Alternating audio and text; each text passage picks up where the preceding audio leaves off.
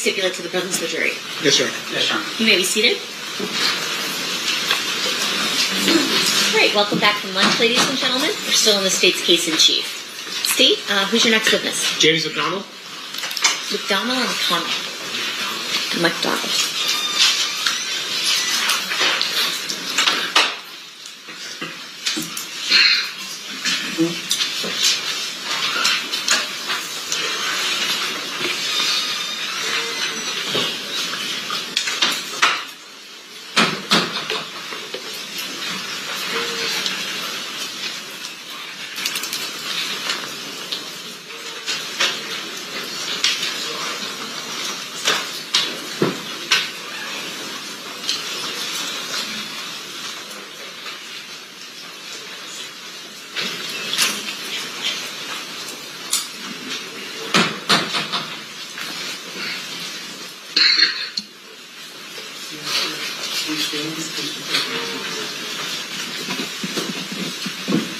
You do solemnly swear the testimony you're about to give in this action shall be the truth, the whole truth, and nothing but the truth, so help you God?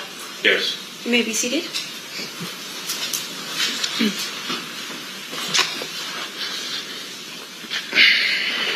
May I please have you state and spell your first and last name for the record? James McDonald. JAMES-McDonald. Thank you, Mr. McDonald. Mr. Paul, whenever you're ready. Thank you, Your Honor. Mr. McDonald, it's fair to say that you're here because of a court order. Is that right? Right. That you didn't volunteer to come or anything like that? Not at all. Okay. But you were instructed by a court that you had to attend. Yes. Okay. I want to ask you about September 7th, 1996. Were you at Club 662? Yes. What was Club 662? It was a club that Suge bought, and we operated it. When he opened, I was head of security through the neighborhood. Just a place to go and hang out. Did the number 662 mean anything? Well, to the new guys, that was part of our neighborhood, 662, Okay. MOB. Okay, MOB. And when you say MOB, there used to be, before Apple iPhones and those types of things, when you had to have landlines and you pressed numbers, 662, there would be letters under those numbers, and M and O would be under 6. Is that right? Right. And B would be under 2? Yes. So 662 would be MOB. Yes. Okay. When you talk about Suge, are you talking about Suge Knight? Yes, sir. How do you know Suge? He lived in my neighborhood. And is that in Compton? Yes. When you were at Club 662, you said you were head of security. Yes. Was somebody by the name of Reggie Wright Jr. there with you? You're invited to join Phoenix Energy's next webinar, where you can drill deeper into our bond offerings. We currently offer 2 investment opportunities: a private placement bond offering for accredited investors with target annual interest rates between 9 and 13%. Also, we offer a registered bond. Not at that time. No? No. When was he with you? I got out of prison in 1988. Suge came and got me in 1988. Like 4 days from coming home. Started another company, Fernhill Records. Then Death Row Records came. Soon as Death Row was launched, Reggie came a few months after that. Okay, so we're talking about the start of Death Row Records. Reggie wasn't part of Death Row Records initially, but you were. Yes. And then Suge Knight, was he the boss of Death Row Records? Yes. Okay. Was Suge from the same neighborhood? From the mob? Yeah. I wouldn't say Suge was, he was guilty by association. Okay. He wasn't from the neighborhood. He lived in the neighborhood. We looked at him as somebody from the neighborhood. When he started Death Row and started to recruit us, then yes, he's from the hood. So I guess there's a difference between living in on a certain street versus being from the hood. Yeah. And how would you describe that difference? I look at it, you have three different type of friends in the neighborhood. You got gang members, you got gang bangers, and you got men that just guilty by association from living in that area. Okay. And can you tell me what the difference between a gang member and a gang banger is? A gang member hangs out. A gang banger handles his business, put in work, do what the gang do. And what was your role with Death Row? I was the guy that, if something happened, would have you take care of that. Like Snoop Dogg trial, there was issues up there. I was sent up there to make sure those problems didn't happen again. And are those problems, and I'm not asking you to get into specifics, but are those problems meaning issues with other people who might be gangbanging or might be trying to threaten folks? Correct, yes. And you were somebody that Suge relied on to be able to protect his roster of music artists and other things like that. Correct. And after you were asked to help out with Snoop, did Snoop have any other problems? No. We didn't have one issue at court. Now, I'm going to ask you, fast forward a little bit, to, were you familiar with the Southside Compton Crips? Yes. Would you say they were somebody you were in alliance with or a rivalry with? Rival. Okay. And would sometimes that rivalry get violent? Anytime you're dealing with the gang life, it's going to be violent at any given time. Are you familiar with somebody that went by the name of Tupac Shakur? Yes. How are you familiar with Tupac? He was assigned to Death Row. And when he was signed with Death Row, would he also hang out with you guys? He hung with my brother now. Yeah. Not me. Who is your brother? Alton McDonald, Buntry Ave. He went by Buntry? Yes. Now, during this time, is it fair to say that Mr. Shakur had an issue with rappers from the East Coast? I think Tupac inherited the beef between Suge Knight and Puffy. Okay, that was your perspective of it. That's all it was. And we all fell. Some of us fell victim to it because we allowed ourselves to be a part of the BS, should I say.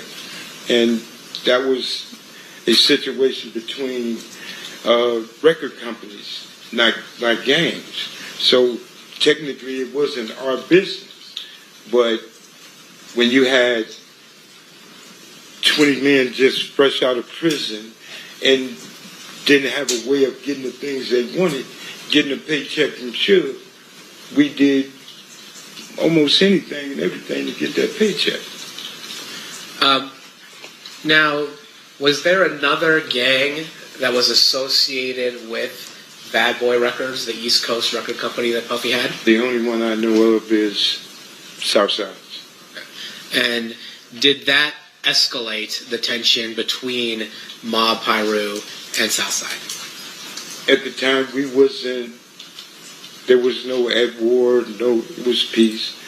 And when the two record companies got into it, Bad Boy went to Keepy D now, and Suge came to us.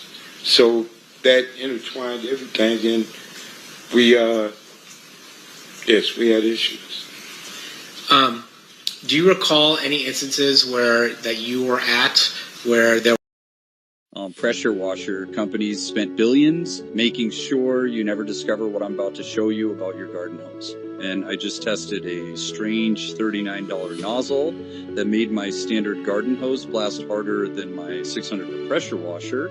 And now I understand why the major pressure washer manufacturers have tried twice to get this thing pulled off the market. Over the past 9 years, I've made a living reviewing outdoor tools and cleaning equipment on YouTube, pressure washers, surface cleaners, hose attachments, the whole range, and I've exposed more overpriced junk than I can count. When a small engineering firm contacted me asking if I'd test a hose nozzle that allegedly eliminates the need for a pressure washer entirely, my first reaction was to laugh. But their emails kept coming, claiming their product could deliver 3,000 psi of cleaning power from any standard garden hose without electricity, without a motor, and without a pump. And I told them that was physically impossible and offered to publicly call them out if they wanted to send me a sample. They sent one anyway, and what happened next completely changed how I look at the entire pressure washing industry. When the package arrived, I expected another cheap plastic nozzle that would crack after 2 uses or spray water everywhere except where you aimed it. But the second I screwed it onto my garden hose and squeezed the trigger, something unexpected happened. A jet of water hit my concrete driveway so hard it instantly cut a clean white line through 4 years of black tire marks and ground in grime. I stood there staring at it for a good 10 seconds before I even moved. That shouldn't have been possible from a garden hose. My actual pressure washer, the $600 gas power. There were those issues manifested itself in terms of violence. Are you serious? Don't ask me that right here. I can't say that on both sides. When each neighborhood met each other, there was a lot of tension. I'd say that. Okay. Now I want to talk a little bit about September 7th, 1996. Mm-hmm. Were you in Las Vegas on September 7th of 1996? Yes. Why were you in Las Vegas? To run the security at 662. We were having issues with individuals that said that they were coming for whatever reason they was coming for and to come to 662. My job was to not let that happen. Similar to the kind of security you were asked to apply in the whole Snoop Dogg situation. It didn't have nothing to do with Snoop Dogg. It was, everybody came, well, Suge and Bunch and them, his entourage, everybody went for the fight. My job and all of my people were there to make sure nothing funny happened at 662. So we were the fall guys. So if something happened, we was the one that's going to go to jail for it. Prepared to do that. So nobody else was going to come up there and disrupt it in that manner. But if anybody remember that night, there was so many Metro and everybody there. No, neither side could have did anything. So it was calm, it was peaceful. So when you say there's so much Metro there, you're talking about so much Metro at Club 662? It was police all over the place. Okay. Now you said you were there to be on the lookout for something. What were you? You said I was on the lookout for nothing. I apologize. You were there. You were there in order to ensure there weren't any problems. Is that fair? To make sure everything was good. And because you had heard there might be some issues. Correct. And what were the issues that you were concerned about? Individuals coming up there, creating an issue we was having with different sides of from with Crips, period. Yeah. So you were worried about Crips. Not worried, I'm sorry. You were there providing security to ensure that Crips did not initiate any violence at Club 662. Not just Crips, that nothing would happen. Okay. Period. Okay. And then when you were there, was Reggie Wright Jr. with you that night at September 7th, 1996 at Club 662? Yes. What was Reggie doing there? Reggie's job was to watch me and make sure I don't get in trouble. Everybody knew how I was. So Reggie, everybody else went to the fights. Reggie was there to watch me with the people that was there. And I'm guessing that you were not the only person there making sure there wasn't any problems at Club 662. I'm positive it was 30, 40 Pyrus there. And again, that was to make sure that there wasn't any violence that occurred at Club 662. Right. When at some point that night, I am addicted to this electrical engineering game. I downloaded it out of curiosity. Now I keep coming back to understand how things work, one idea at a time. This is what learning feels like when it actually makes sense. Try it and see for yourself.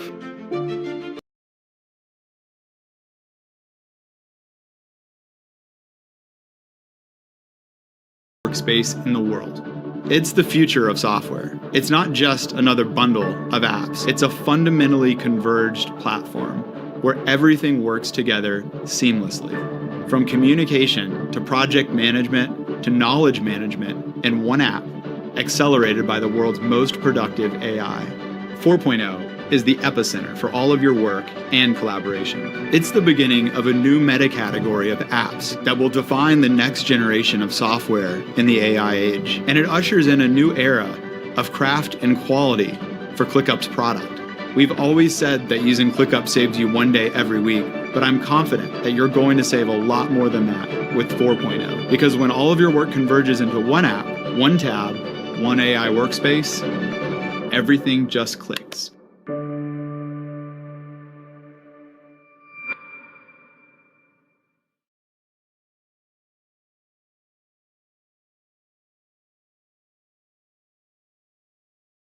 night do you learn that Tupac or Suge had been shot?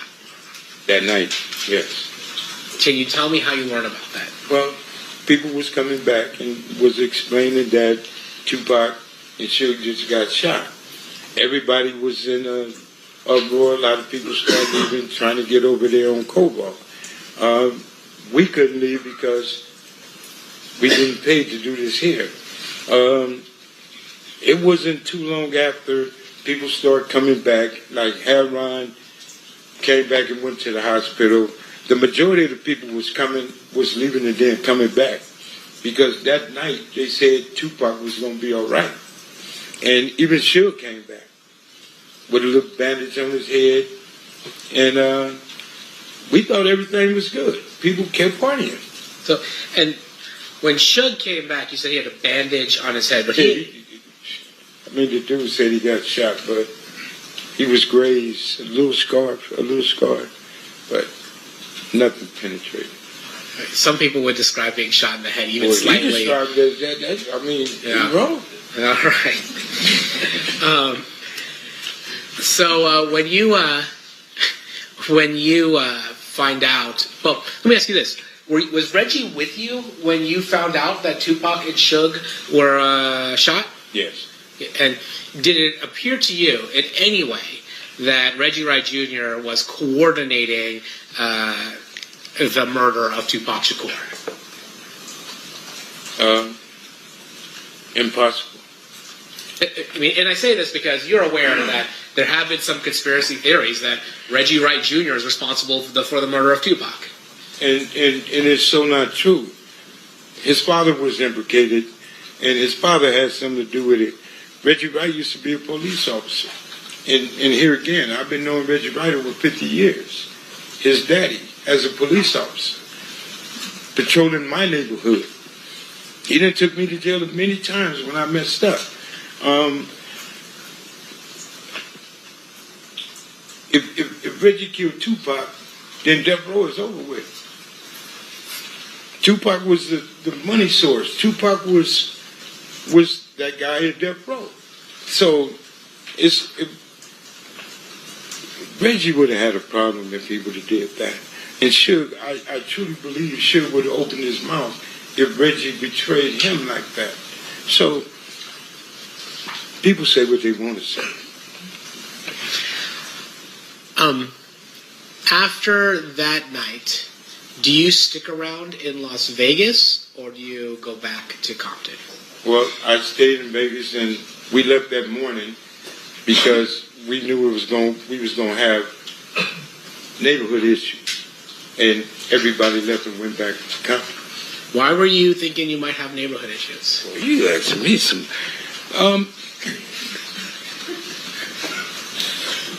The issues that we was having was heated, and Compton was on fire at the time, and things were happening. And me personally, staying in Vegas wasn't worth it. That man in the hospital, it's time to go and protect your home front and be prepared for whatever happened there. You know what I'm saying? Like the other side was being prepared and was prepared to do things because Orlando got beat up in there. And that's something you don't tolerate. So you was going to get some repercussion from that and everything else that was going on. So living this life, you got to be ready. If you're not, you might as well just lay down. Now, you weren't there for the beating of Orlando Anderson at the MGM, were you? No, I was. Like we talked earlier, you were at 662. Yeah. Need a key fob? Don't go to the dealer. Keyless Entry Remote Inc. has you covered. We sell genuine OEM key fobs, not cheap. Yeah.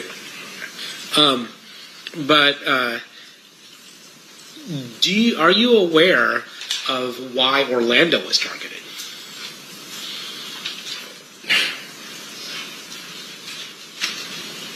I'm aware of a lot of things. Things that was going on. People ain't talked about it in 30 years. Today ain't one of them. I don't mean to be funny, but here's the thing.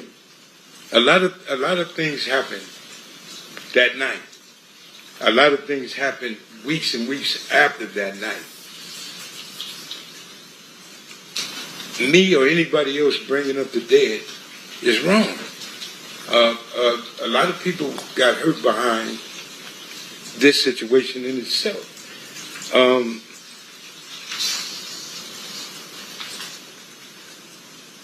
Living the life and how we lived in Compton is one thing. You bring back all of the guys that made it, like me, I'm 61 years old now, to rehash and relive this situation again. I told every attorney in here that tried to get me to come here, you better treat me as a hostile witness. And I think that's where I'm about to go now, because you're asking me questions. I can't answer those questions. Okay, well, let me ask you this. Then I'm not going to speak on Orlando. Let me ask you something about yourself. There was a rumor that Tupac had knocked you out one time. I'd have killed him. That would have been your response if that happened. Yeah, I'm being honest with you and everybody else. I said it on my podcast show. Him, Suge, and my brother. I'd have shot all three of them if he touched me. That's how I was living. Why is that? That's what I was back then. And so, is it fair to say that your reputation and your standing in the neighborhood would require you to do something if you're going to get punked by somebody like Tupac? You don't have a choice, or you can't be there. I'm sorry. We're doing some side talk here.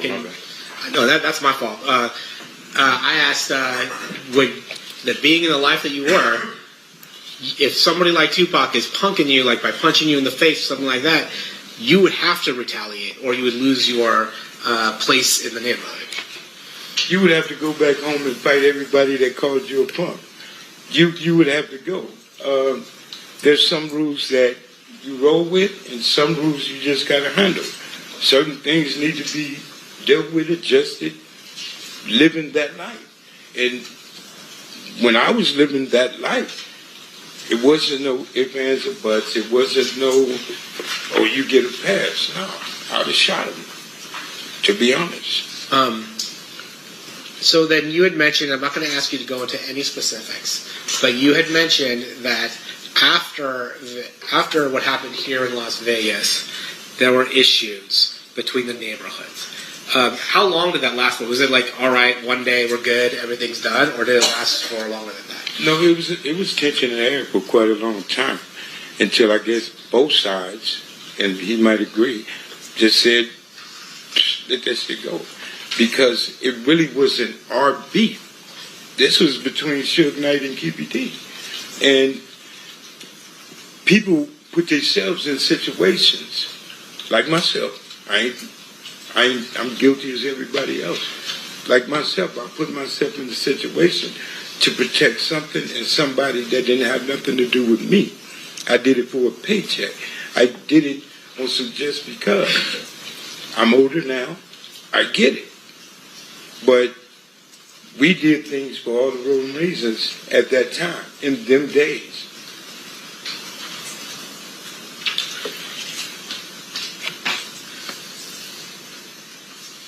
Court's indulgence.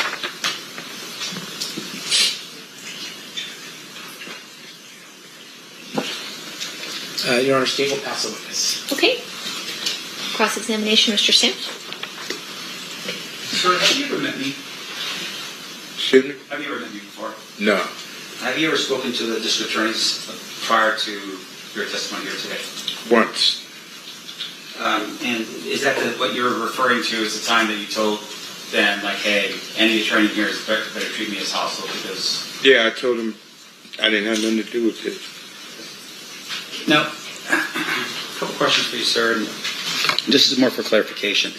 So on the night of the murder, you were working as the head of security for 662. Yes. Explain for us a little bit about the club. Was that Shook's club or was it somebody else's club? Sure, to my understanding. Okay. And when you were there as head of security, were you there, had you worked there as head of security prior to this particular night? We did an event there once before. Yeah, same thing. Okay. And on this particular night, was this an event like some type of fundraiser or something for police officers or anything like that? Do you recall what the event was for? We wouldn't have been there. Okay. No. What was the reason for the event? It was Mike Tyson fight. Tyson was coming back. Tupac was supposed to perform like other people, and we was there for that. Okay. Can you describe for us how big the club is so that we can... 30 years ago, a little bit bigger than this room. So it's relatively, it's not like a two-story. It's small. It's small. Okay. And in terms of the club itself, you were there and you were sharing with us that there were other people that were there. Yes. Law enforcement as well as people from your side of town. Oh, law enforcement was outside. The Metro was here. Why y'all put words in my mouth? Sure. They were outside. Right. We were on the inside. Wasn't no law enforcement mingling with us. So, as far as you know, law enforcement wasn't hired by Reggie Wright to provide additional security? No, this was Metro posted up all over the place. And so they were there specifically just to, harass or just send a warning or what? No, they were there. Like when you have events in Las Vegas, everybody knows. You're going to see Metro here, every block. Yeah. They was posted up, which they do all the time. But you're telling me that as head of security, you do not know or you don't believe that Reggie Wright hired the Metro officers to come in? I know for a fact he didn't hire the Metro police. Okay. Do you know how many people were on the payroll that night from your security team? Well, y'all do paperwork different than we did. Our paperwork was getting cash money. Our paperwork was what they call under the table. We had at least 30, 40 of my homeboys there. Reggie Wright Jr. and his security, his company, the people work for him, didn't have nothing to do with what Shield paid us for working. So that was two different entities, Reggie and Shield. The homies was there for the Shield night. Reggie Wright hired his company to watch over Shield night people. Right. So his security did like the right thing. My security did what they ain't gonna do. You get what I'm saying? I get it. The police gonna walk you out of there. Mm-hmm. We gonna drag you out of there. So it was a difference, but not on the same paper. Sure. And once again, the intent was to protect 662, right? To protect the club, protect the patrons that were going to go there, that kind of thing. Yeah. Okay. Now, in terms of your knowledge of what happened on that night, fair to say you weren't present when the shots had rung out. No, I wasn't there. Okay. And your testimony is that you had heard from other people initially that, hey, Tupac had been shot. Yes. And you had thought maybe other people were maybe relieved, thinking like, okay, it's not that big of a deal. He's going to be okay. That's what came back to 662. People that went to the scene, and everybody said Tupac was talking. So everybody came back to the club saying he's going to be all right. So people just went back to, me. Right. Now, in terms of the that night, you go back to Compton. You live in Compton. Yes. You still live in Compton? No. At the time you live in Compton, you go back to Compton, and you tell us that there was a lot of tension. Can you describe that for us when you went back in terms of what kind of tension we're talking about? You sure you want me to answer that? Is it going to be graphic? No, I ain't gonna. I got to raise the word in it, but you asked me a question. I don't. And what I explained to them, I don't want to send him to prison. Sure. Even though we don't like each other. Sure. I don't want to send you to prison. So that's why I'm here where I'm at and the way I am, because I changed my life. I'm raising my grandkids, teaching them never to be like their papa. And here I am explaining to people what I used to be. And I'm not proud of that. I'm not proud of that at all. And you asking me questions that can hurt him. And like I told them, I'm trying to avoid to answer the questions that they might look at me and say, something is wrong. Well, let me put it this way. Let me help you out with this. Thank you. So these people right here, what they want to know from you is, did you see who shot Tupac? I told you no. Correct. So outside of that question, right, the next question I'm asking you is, when you went back to Compton, was it like a Southside Crip that shoots a Pyro Blood, and then a Pyro Blood shoots a Southside Crip? Is that the tension that we're talking about? Do I answer this? That's a straightforward question. It's a yes or no answer. Okay. Did you see that? When I was a part of that life, I was a part of that. And I was, no, because you asking something that's going to hurt this dude. And okay, let me stop. And once again, I want to emphasize. When we got back to Compton, okay, it was a gang war. People were getting hurt. Okay. People was being sought. People were looking for certain individuals from his neighborhood, okay, as well they did mine. Okay. But Orlando, him, and certain other people were being assaulted because people wanted to kill them. Sure. Were they the only ones that they wanted to kill? Am I the only one up in here?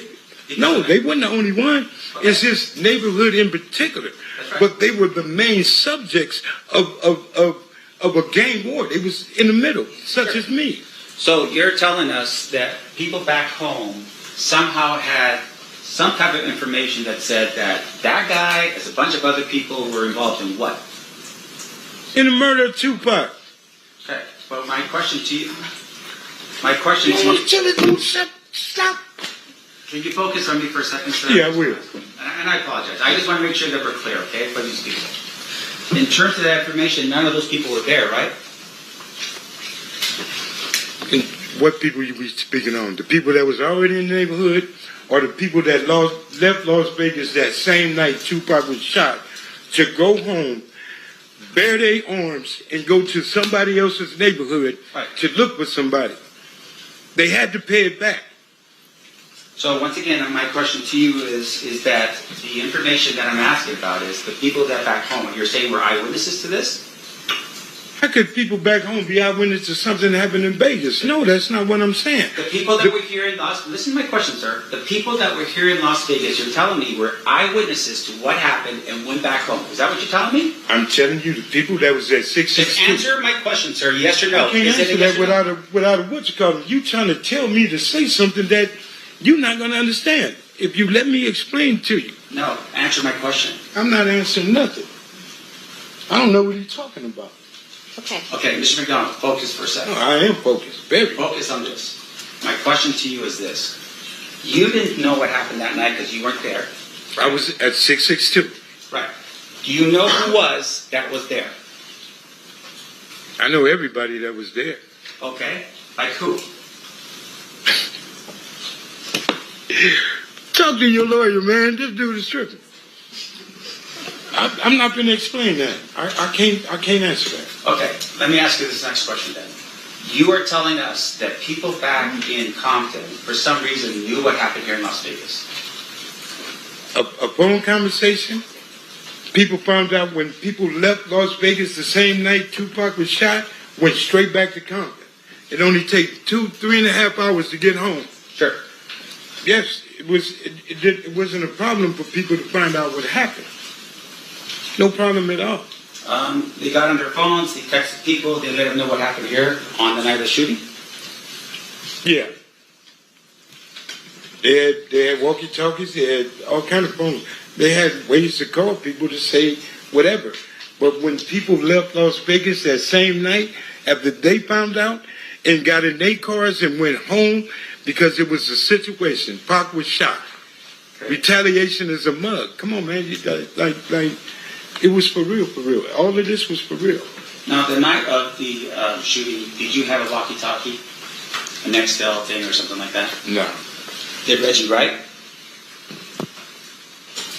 I don't know what he had. I don't know how much money he had in his pocket. I don't know what he had on his hip. But you were the head of securities, but you're telling us you did not have any Reggie Wright, right-way security has nothing to do with the gang-banging security, Parus, whatever you want to call us. They had nothing to do with us. Okay. The phones that Suge had for certain individuals, they had the phones. Like the guy that was bodyguard for Tupac that night. Like some of the guys that was at the Tyson fight, like Suge Knight. Certain individuals had phones. Yes, they did. Okay, so, all right, I get what you're saying. You're not there, but you're saying other people were.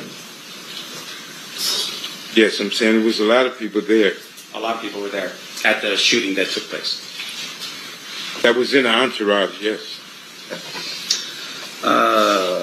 Let's see.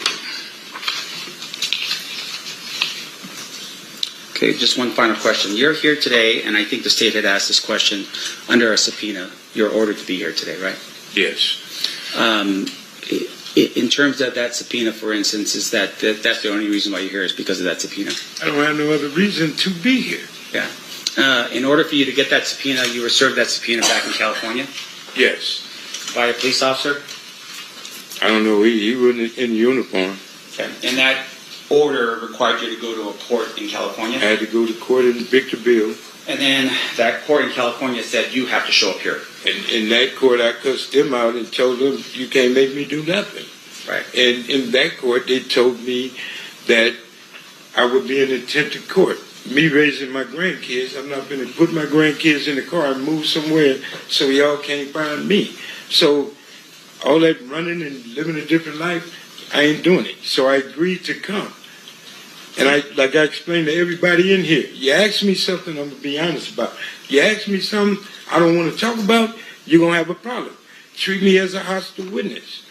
You're not going to talk to me and tell me as a grown man what I have to do up here. I'm not finna send him to prison. You are. So the accusation now is because of the fact that we're trying to ask you questions, you're blaming it on me. You asking me questions. If I just answer your questions, we gonna have a problem in here, a misunderstanding. And you're asking me something that wouldn't be good for him. Right. And once again, I just want to look. We're just trying to figure out who shot Tupac. You're telling us that you weren't there to see. That's all I want to know. At the end of the day, that's it. Right? Was I in the entourage when Tupac got shot? No. Okay. Nothing else, right? I was at 62. I mean, that ain't hard. That's easy math. No further questions, John. Anything further, State? All right, we've got one more phase, and then we'll let you out of here. Okay. Ladies and gentlemen of the jury, any questions for this witness? Seeing no hands? Oh, we do have one. Okay, hang on one second.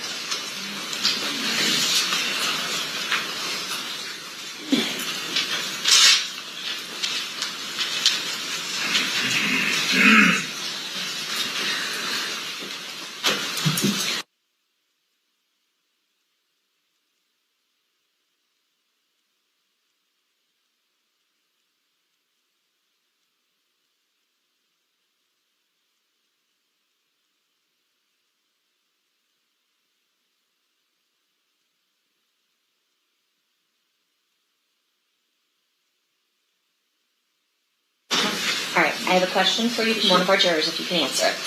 Did Reggie Wright Jr. instruct security to not have firearms the night of the fight? To be honest, I don't know if Reggie Wright told his people or the police officers not to have guns, and I don't know why. He sure didn't tell us because we had ours. And that's the honest truth. All right. Any follow-up based on that, State? No, Your Honor. Defense. I just want to clarify what the witnesses said. You're telling us that you had guns that night. Yeah. I just want to know. But you had guns that night, right? Yes, we did. All right, thank you. All right, State. I know you didn't want to be here, but thank you for coming back. Okay, can I say something? I want to apologize to everybody, but I find this kind of funny. And truthfully, what you're going through, brother, is what you're going through. I didn't want to be a part of that, and I'm not a part of that. So I appreciate everything, and I apologize to all of you. Okay, thank you, Mr. McDonald. You are free to go. State's next witness. Yes, Your Honor. State's calling Reggie Wright Jr.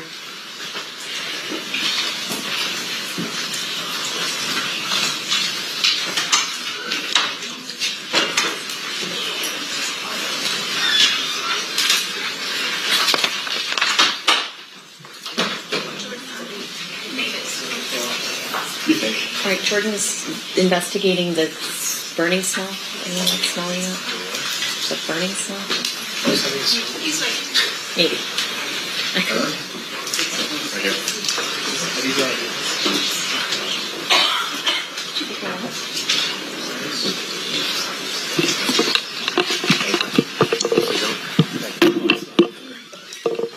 If anybody's smelling something burning, it's a burnt bagel from back there, so don't worry, we're all...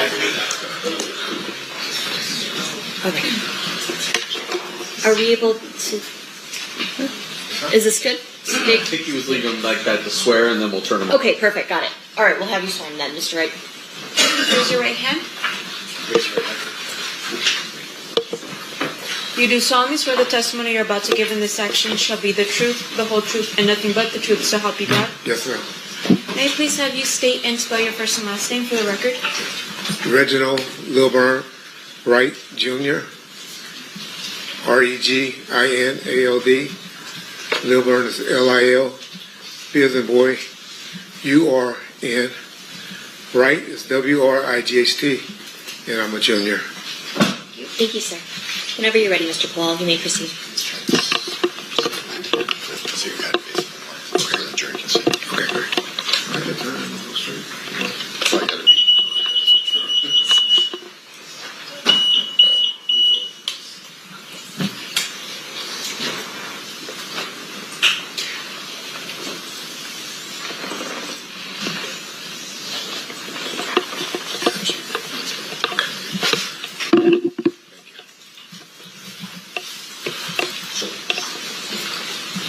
You're good.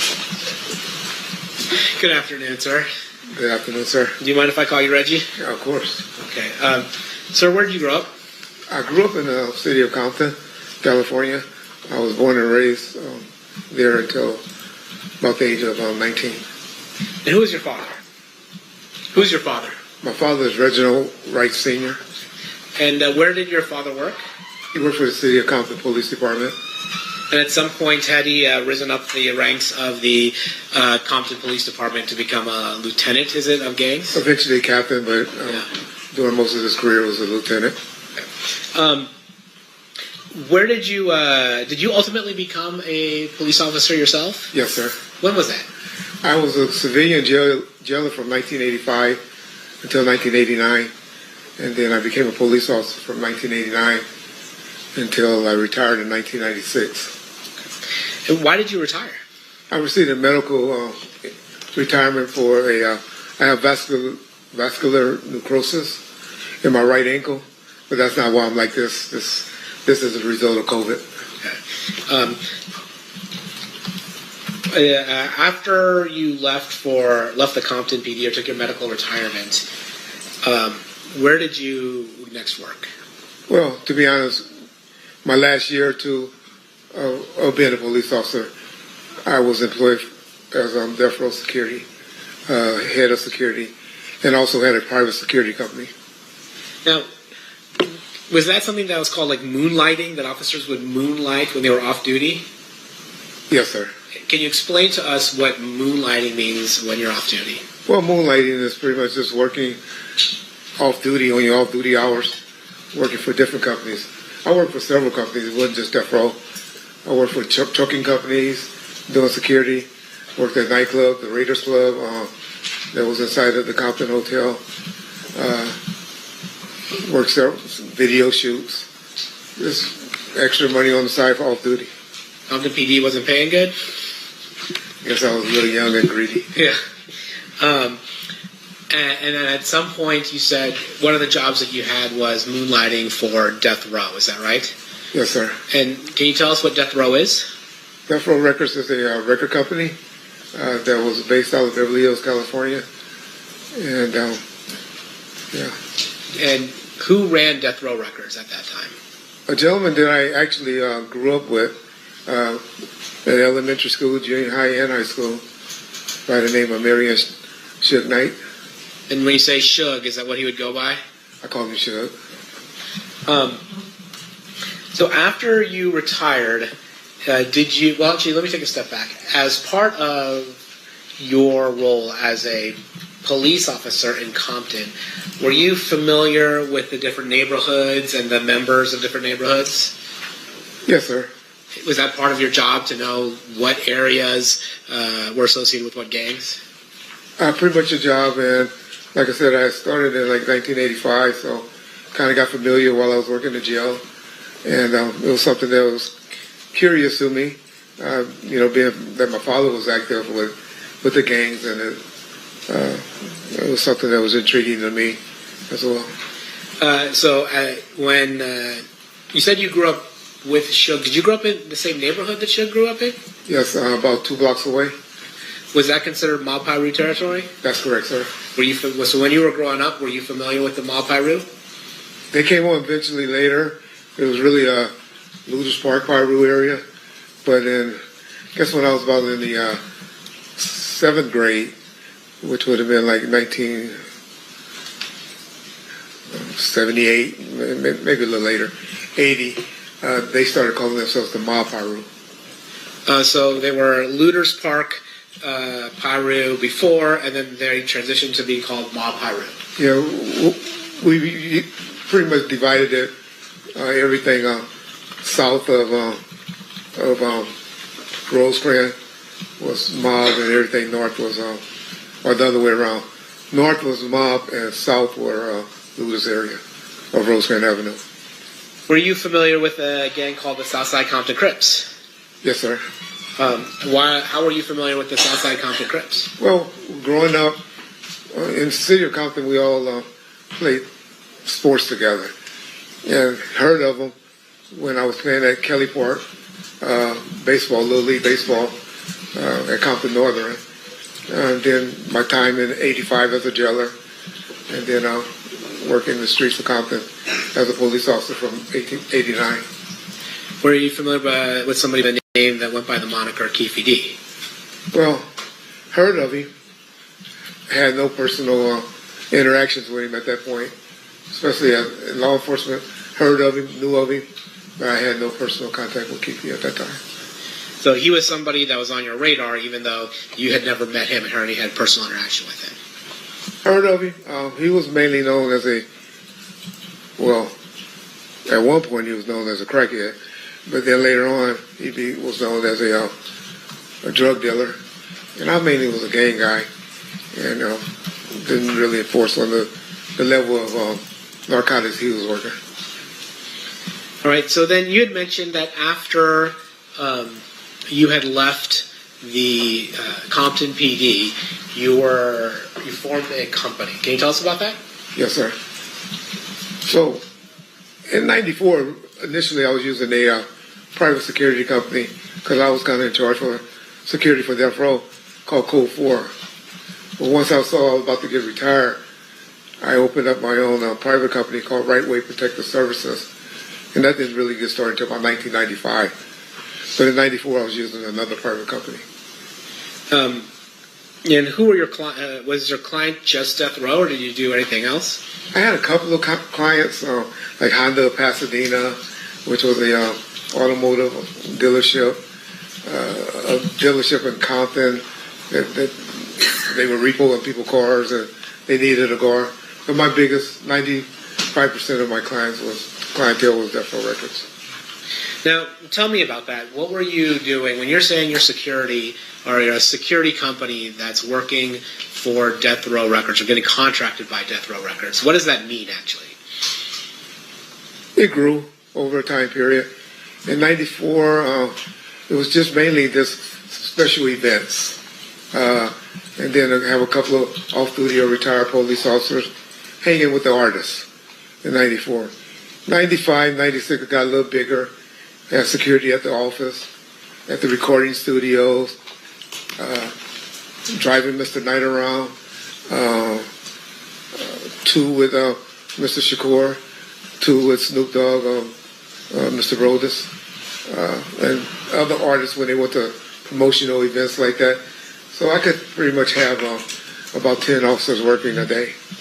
And when you say 10 officers, were the people that you would contract with or work for you in this world, were they largely off-duty police officers? Off-duty or reserves or retired. And why is that? Because they were able to carry guns concealed, where it's not exposed. We had exposed officers at the studio, but mainly the bodyguards were carried their weapons concealed. And we heard... And for the training as well.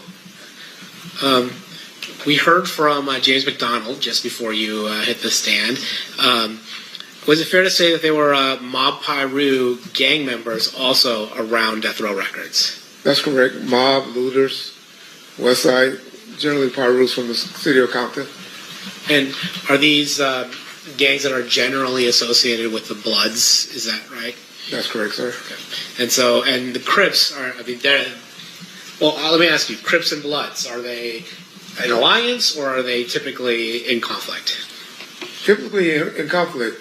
However, Death Row was a unique situation because one of their main artists, prior to Mr. Shakur coming to the label, was Snoop Dogg, who was a known Crip from Long Beach. And they all seemed to have a great working relationship prior to my arrival and even during my arrival. All right. I want to ask you about Bad Boy Records. Are you familiar with a company called Bad Boy Records? Yes, I am. And who, to your knowledge, was running Bad Boy Records in the mid-'90s? P. Diddy, Sean Combs, Puffy. I don't know what name he's going by today. All right. So we'll go with Mr. Combs for now. Okay. So Mr. Combs was running Bad Boy Record, and then who would you say is his most prominent artist at that time was? Christopher Wallace, Biggie Small. Okay. And then was there tension between Death Row Records and Bad Boy, the Bad Boy Entertainment label? At what time period? Well, you tell me. At any point, did tension develop between Bad Boy Records and Death Row Records? Initially, when I was around in '94, there wasn't. However, some things happened in '95 that started tension between Death Row and Bad Boys. There's a famous speech that Mr. Knight gives at the Source Awards in New York in 1995. Does that contribute to it? Yes, sir. That was August the 6th, 1995. But yes, sir. That was when he let the world know. And then there's another incident where one of Suge's associates was killed in Atlanta. Is that right? That was in September 25th, I believe. Yes, sir. And then is it fair to say that your perception of as security for Death Row Records was that somebody associated with Bad Boy Entertainment may have had something to do with the murder of one of Suge's friends in Atlanta? That was always the story that was told to us. Yes, sir. And so, is it fair to say by 1995, the end of 1995, that there was significant tension between Bad Boy and Death Row? Yes, sir. And to the extent that it even involved violence with regards to Suge Knight's friend being killed. Yes, correct. That was the first time something escalated to that point. Yes, sir. As security for Death Row, how did you handle this? Well, we was always on some type of attention when it came to Bad Boys or going to the East Coast, which Suge and I continuously went to the East Coast because he had a lot of business. His distributor, the main distributor, was located out there. The big trade, like the magazines and stuff, was out there. So I can honestly say he and I, and maybe a few of his homeboys, went out there at least once a week, once a month, I'm sorry, during that time. When Mr. Shakur came home, we went down a little bit, but we were still going out there, but we didn't go as much. And when you say when Mr. Shakur came home, at some point did Death Row sign Mr. Shakur to its record label? It's debated how that happened, but I'm not asking about the how. I'm just saying, did it happen? Yes, sir. I believe he came home October the 12th of 1995. Now, as security for Death Row, were you aware that Mr. Shakur was actually out on a bond, an appeals bond from prison from New York? Yes, sir. And I believe the allegation has something to do with sexual misconduct. Is that right? Yeah. If you don't know. I mean, something like that. I wouldn't call it that, but yes. Okay, whatever it was, there was some kind of issue. Mr. Shakur is in prison in New York, and then Death Row Records posts an appellate bond for Mr. Shakur. They have some other companies, but yes, sir. Okay. And then Mr. Shakur does he move to where Death Row is, or does he stay in the New York area, or where does he go? No, I remember, I picked him up from the airport, me and one of my security guys named Kevin Hackey, and we took him immediately, we went to Monty's restaurant and ate, then we went to the studio, the recording studio that night, and from that point on, we got him into a room, took him to the Peninsula Hotel, where he stayed for, I believe, a month or two. Then he got a spot on Wilshire, and later on a house in Calabasas. As the head of Right Way Security, which was contracted by Death Row Records, were you responsible for Tupac Shakur's security? Yes, sir. How did you handle Tupac Shakur's security? Well, I had two guys that were primarily always assigned to him. One guy was a guy by the name of Kevin Hackey, who was with him a lot at the beginning. Later on, towards the end, a gentleman by the name of Frank Alexander was the one that worked with him as well. And then I will always have additional guys, like Al Giddings, as one of them fill in for him when those guys wasn't available. But generally always had one security guard with him. After this particular song came out, in about May or June, we upped it to 2 security officers. Now, you mentioned a particular song came out that changed how you handled Tupac Shakur's security. What song are you talking about? It was a song called Hit 'Em Up. And is it fair to say that in that song, Tupac is aggressively expressing his dislike for the members of Bad Boy Entertainment as well as other artists? That's fair to say. And as a result of that, you decided to change the security for Tupac or increase it? Well, I was a part of the discussion, and ultimately had to prove it. But I'm sure Mr. Knight, possibly Mr. Shakur, and maybe the security officer that was primarily with them, we all agreed that he probably needed another guy with him. Were you aware during this time a gang from Compton being used by Bad Boy Entertainment when they came to the West Coast? We had heard those rumors, and we were familiar. And what gang was that? Compton Southside Crips. Now, the Southside Crips, that was the same gang that you had told us earlier that Mr. Davis belonged to. Is that correct? Yes, sir. And by Mr. Davis, I mean Keefe D. That's what I believe he is, yes. Yeah. And then, was there ever a time where Death Row and you and whatever other unofficial security Death Row had a clash with Bad Boy and the Southside Compton Crips at all? Yes. We had it at a Soul Train Music Awards. I previously stated that Mr. Davis was with him, and I even think I might have even said that he was one of the ones close to the guy with the gun. Never said he was the one with the gun, but there's been out there, social media, where a gentleman has came out and admitted that he was the one that actually had the gun that particular incident by the name of C. Gutter. So do you remember, well, I'm going to ask you what your independent recollection is. Tell us about that incident. So we're at the Soul Train, what is it, the Soul Train Music Awards? Soul Train Music Awards, yes. And approximately what timeline are we looking at? April, May of 95. Of 95? Sorry, 96. Okay, of 96. I'm sorry. And you had mentioned before the song Hit 'Em Up. Was this before or after the song Hit 'Em Up? That was before Hit 'Em Up. Okay, that was before Hit 'Em Up. Yes, sir. Okay, tell us what happened at the Soul Train Music Awards. We pulled in. Originally, we had an entourage of about 50 people with us, but they only allowed two cars of us to get back in the back parking lot, because that's where they had all the setup and the motorhomes and stuff like that. So we drove in the back. Mr. Knight, Mr. Shakur, and a few of the outlaws was inside of a Hummer, and myself as Frank, which was Tupac's security that night, Mr. Shakur's security that night.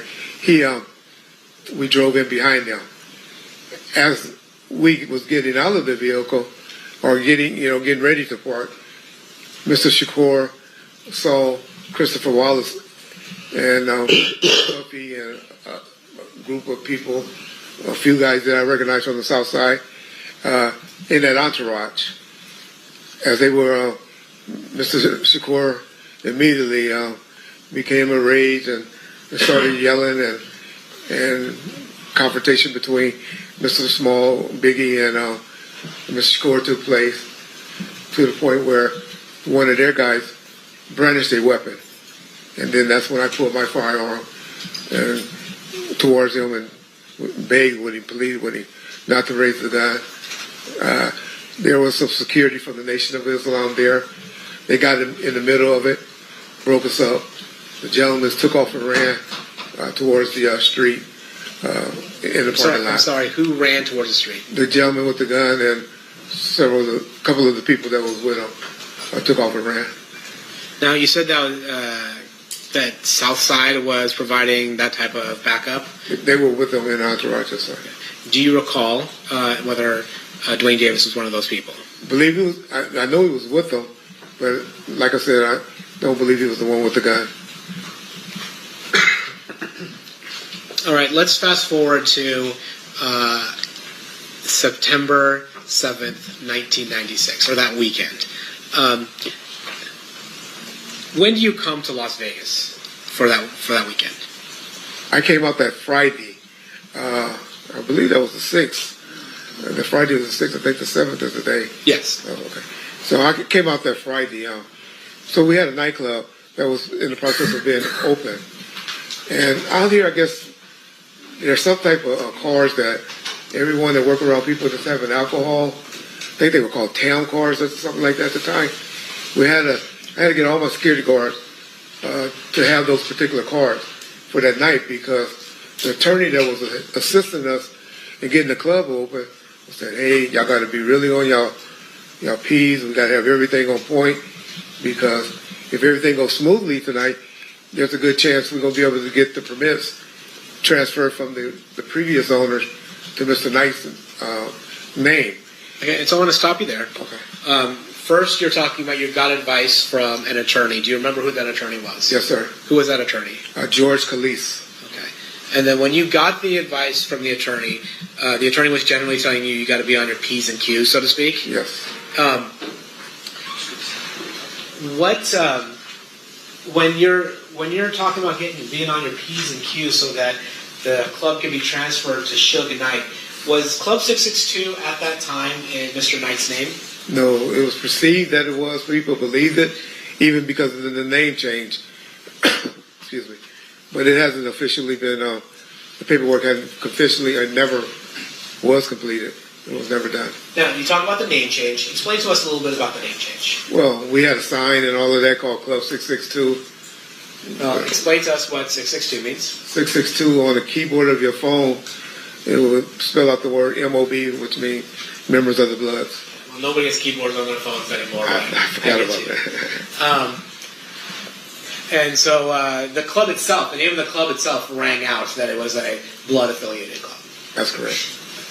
Now, what advice did Mr. Kalisis give you regarding being on your P's and Q's for that night in order for Suge Knight to be able to obtain approval for running that club? So he advised, and the main thing that came out of that meeting was he advised all of my security guards, even though that they were authorized to carry guns, being off-duty police officers and stuff, that we shouldn't have guns on our possession inside of the club on that night. So your understanding was, or at least the advice that you got was, inside Club 662, if you're working it for right-way security, correct, you're not carrying a gun. Yes, sir. Did you communicate that to the people working for you? So we had a meeting in Mr. Kali's office. He said it. Mr. Kali said it. My guys probably wouldn't have did anything if I didn't echo it.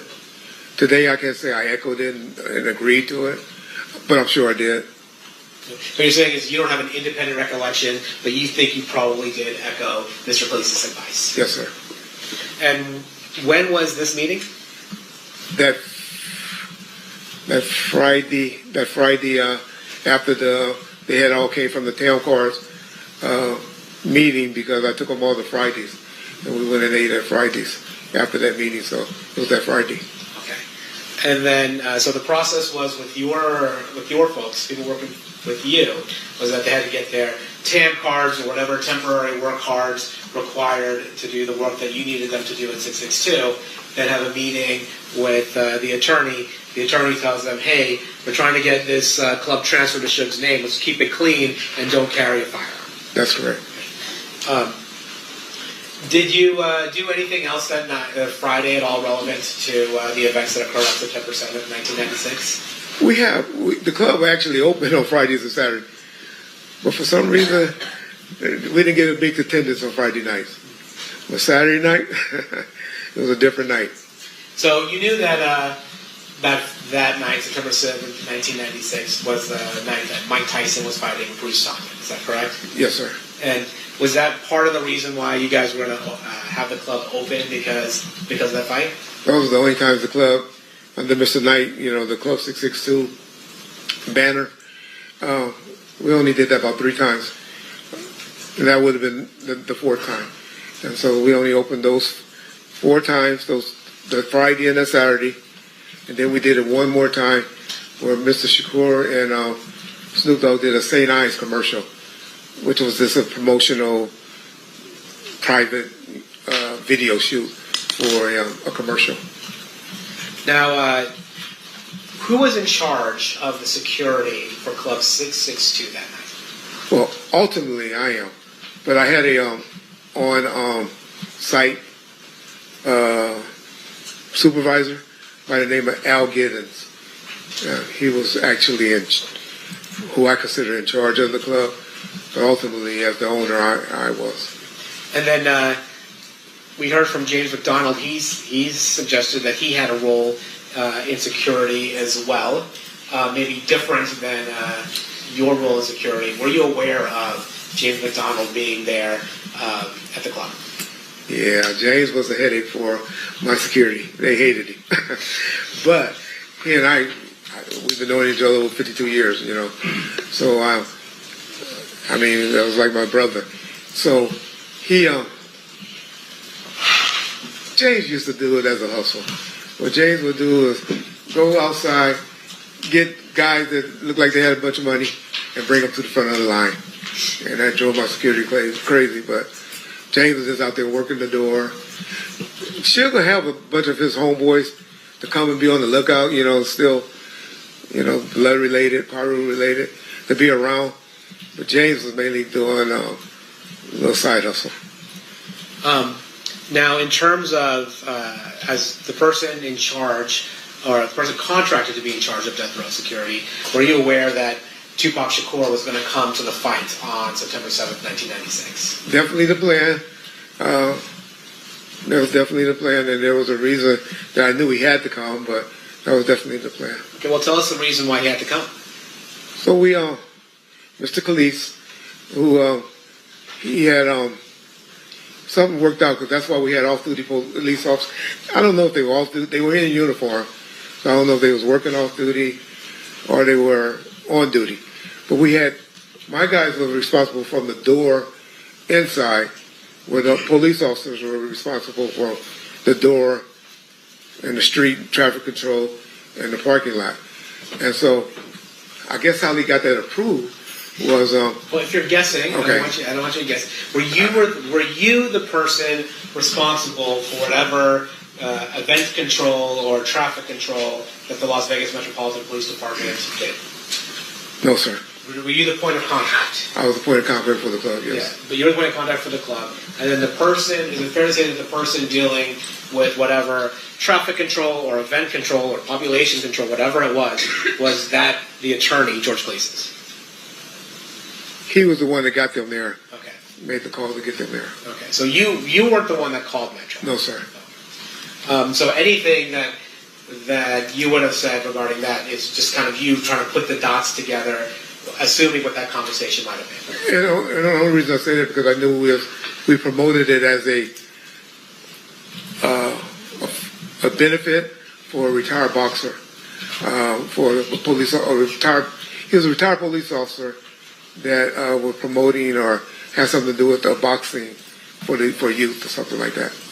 So that kind of is adding to the P's and Q's that make Mr. Knight look better when they transfer when they're trying to transfer this club. Hey, we're also holding a benefit. That and also Mr. Shakur was trying to work off some community service hours that he needed.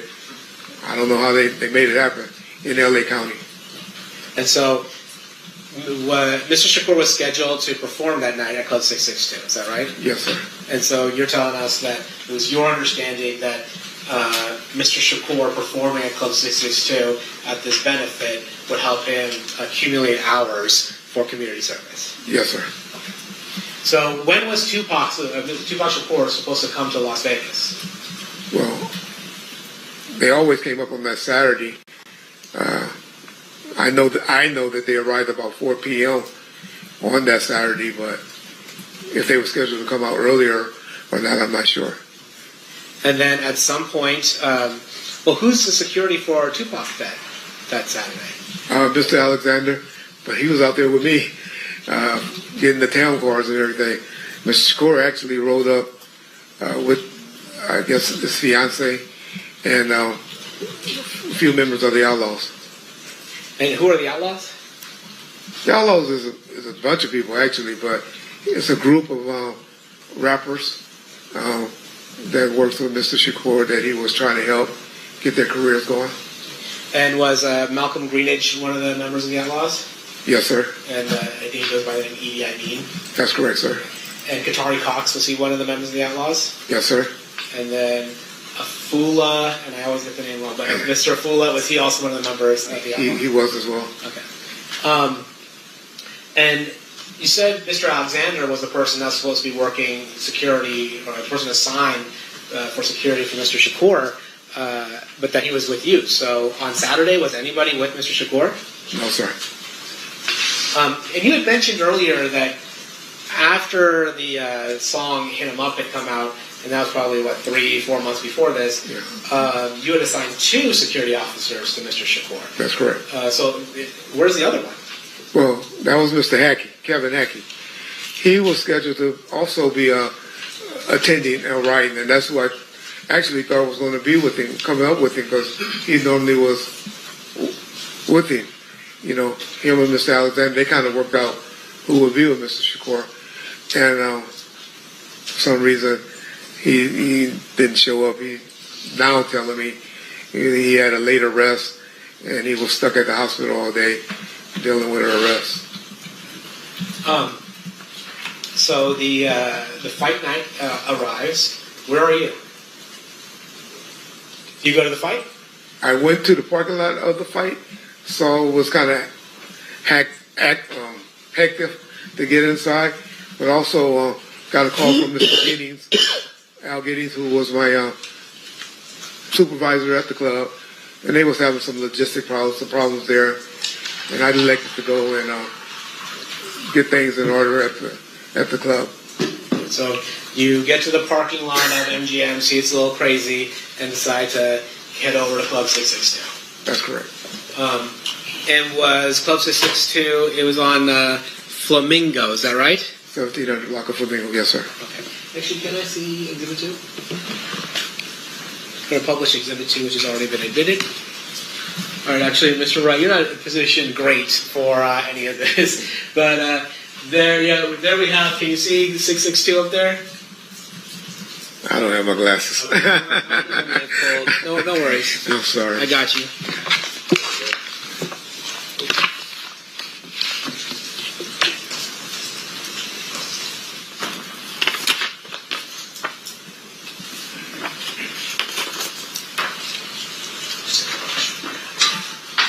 Permission to approach, Your Honor?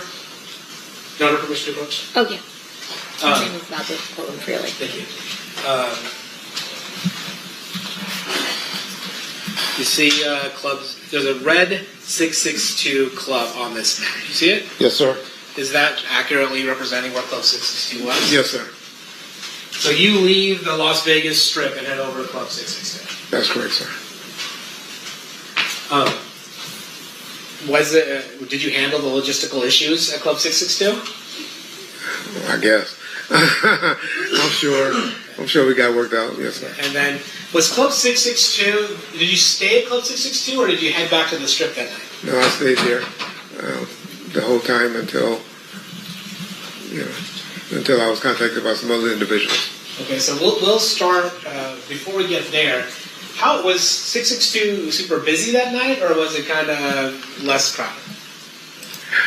The clubs generally didn't start getting crowded until about 11 p.m. I think we were there like 8:30. So it eventually got there, but I wouldn't call it super crowded at that point.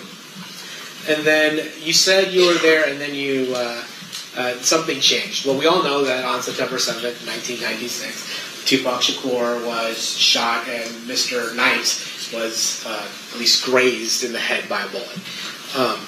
Did you find out about that? Yes, sir. How did you find out about that? 2 gentlemen, Buntry, true name was Alton McDonald, and a gentleman by the name of Neckbone. Well, his true name is Roger Williams, and his moniker is Neckbone. They came inside the club and came straight to me. It was like, Reggie, Sugar and Pop just got shot down the street. I thought they were messing with me because they like, where Reggie at, because I wasn't there with him. But then Mr. Khaleesi, who was standing near me, I guess he talked to some of the officers that was working out front, and he kind of verified to me that something happened. And then by the time I see about 4 or 5 other units that were working at the club, they started taking out heading that way. Now you mentioned 2 people, Buntry, Alton McDonald. Buntry have any relation to James McDonald, the person that testified before you? That's his little brother. Yes, sir. And then you had mentioned Neckbone, Roger Williams. Were these people employed by Right Way Security? No, sir. Were they part of Mob Pyro? Yes, sir. Is it fair to say, as we talked about earlier, that Suge would have members of Mob Pyro around? Correct. And while they weren't official security, would you say they provided a different form of security? That would be a fair. Yes, that's correct. So upon hearing the fact that, well, at that time when Suge Knight and Tupac Shakur were headed to Club 662, were you aware of their movements? Were you aware that they were headed over to the club at that point? Not at that point. I hadn't heard anything. Frank hadn't communicated anything with me, and I just knew they would eventually will get there. But no, I didn't know any movement where they were at or when they were coming towards our way. Oh, you had said Frank hadn't told you anything. At this point, had Frank met up with Tupac? Oh, I'm sorry. Frank was with Mr. Shakur since about 4 p.m. on that day, 4 to 5 p.m. on Saturday. He was with him all that day. So he didn't drive out with Mr. Shakur, but he eventually met up with Mr. Shakur. That's correct. Him and another gentleman who initially was with him by the name of Michael Moore. And was Mr. Moore also a member of security? He worked for Right Way as well. Okay. And so then you have Mr. Shakur, Mr. Knight headed to Club 662. To your knowledge, were there other people headed over? I guess we already heard about Neckbone and Buntry. Were there other people headed over to Club 662 with Mr. Knight and Mr. Shakur? On driving over, was it more than one car, or were there a number of cars driving over to Club 662? And I can only speak on what I know now. Yeah. Okay, well, no, back then, did you know? I just know who normally with them. So after Buntry and Neckbone tell you that Mr. Shakur and Mr. Knight had been shot, and you seem to get some confirmation from the attorney, what do you do? Me and Mr. Khalees and Michael Moore, who was with Mr. Shakur earlier, who got, his primary job was to work at the club. He and I jumped in the car with Mr. Khalees and headed towards the scene, where we were told Mr. Shakur and Mr. Knight was. However, en route, Mr. Khalees was on the phone, and we were notified that they were headed to UMC. So did you go to UMC then? That's correct. Now, taking a step back, did you see the car that Buntry and Neckbone arrived to Club 662 in? Eventually, yes, sir. And did you notice anything notable about that car? Yes, Mr. Buntry, he had a Toyota Supra that was black, and he had one bullet hole to the driver's side fender. Now, let's go back to, you're on your way back to, or you're on your way over to UMC. What happens at UMC? Get there. Of course, Mr. Knight and Mr. Shakur was in the emergency room. I didn't get to see Mr. Knight until about 3 hours later. I saw him, but there was a lot of people gathering. Yes, people heard what happened from the club. They started gathering there, and people were just starting to gather, and in the parking lot outside of the hospital. Was Mr. Knight held at UMC for a long time, or like for weeks, or what happened with Mr. Knight? No, Mr. Knight was released. I left prior. I don't know why I left. I left prior to him getting released about 4 or 5 that morning. But I know I was back at his house. So I went and got his home secured. And I know I was back at his house about 6 a.m. to 7 a.m. that morning. I was with them all that day. After all this, or sometime during this, do you make contact with your father? Yes, sir. How do you do that? By phone. I called him a couple of times throughout that night. Told him what had just happened to Suge and Mr. Shakur. It's kind of stressful for me. Called him a few times that night. How are you calling him? By cell phone. Oh, you had a cell phone at the time? Yes, sir. Okay. And did you... Was there anything that you felt you had to relate to him in order to let him know what might be happening the next day in Compton? Well, during that night or that early morning, I was getting information from people in the parking lot and around that, hey, you know, they got into it at the MGM with some guys from Southside Compton Clubs. And so I relayed that to him. They didn't know who the people were, just that they got into it with some guys from Southside. And I told them, hey, it's going to be trouble back in Compton. When did you go back to Compton? When did you go back to California? About 2 weeks later. So you were in town while Mr. Shakur was at the hospital? The whole time he was at the hospital, and that following week as well. What was your role while Mr. Shakur was in the hospital? I had 2 guys assigned outside his door the whole time he was fighting for his life. And they were there just we had problems with, I remember a candy striper tried to sneak up and take a picture of him while he was lying, fighting for his life. And we were just trying to keep people out. Of course, Ms. Shakur, his mother, was in charge, but just mainly trying to keep people out that she didn't want in or got her permission to come in to see Mr. Shakur while he was fighting for his life. And then you had said after Mr. Shakur had passed, you stayed in Vegas for another week? That's correct. Why is that? Well, I'm the one that actually received his ashes and had one of my security guys by the name of James Green fly back with the ashes and eventually delivered them to someone in the family. I believe it was the mother, but if it wasn't her, it was somebody that she authorized to receive the ashes. Okay, but you weren't the person that delivered the ashes. James Green was. You received the ashes and Yes. then gave it To James. Yes.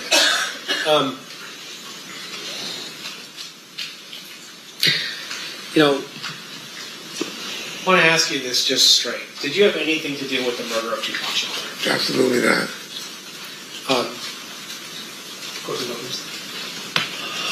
Related to my understanding, the revocation hearing.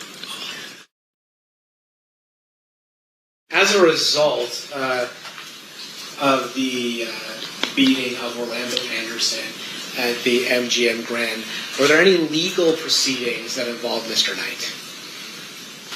Yes, sir. Is it fair to say that Mr. Knight was on probation at the time of the beating at the MGM Grand? He was. Actually, can we show 115? Actually, I don't even know that Mr. Wright can see. We can take the computer up to him. I just have to open it. It's gonna go off the screen though if I take it off here. You want to do it on your computer so he can see it up close, and I'll play it for the jury. And I assume you want the fight one, right?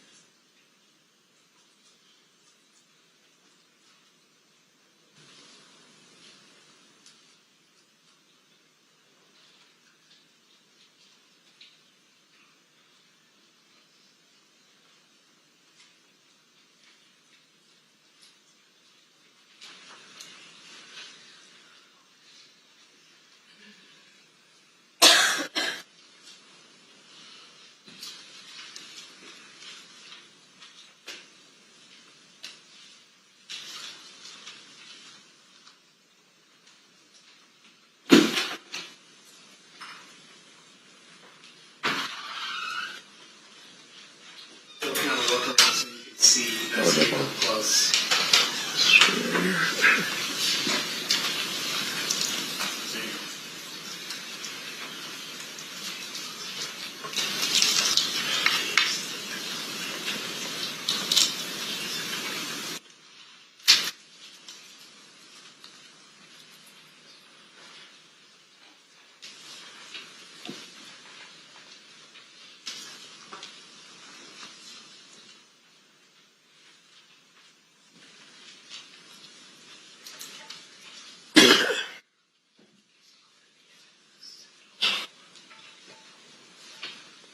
coordinate this, Judge. I'm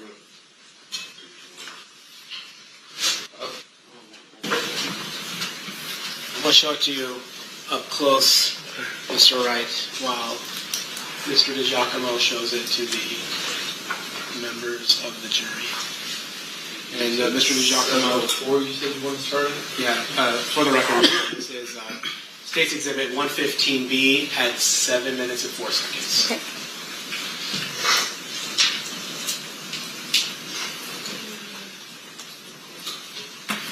So here, just look here. Oh, actually, before we start playing, Mr. Wright, have you seen the MGM video before? Yes, sir. It's fair to say you've seen it more than once. Yes, sir. And that partly because it was part of a revocation proceeding that involved Suge Knight. That's correct. Now I'm going to show you 115B, starting at 7:04. I'm clicking. 1 second, not just yet. I'm clicking right now. Is this the video that you've seen before? That's correct, sir.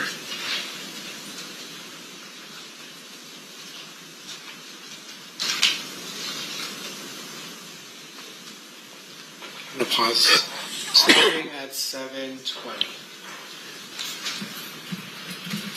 7:20.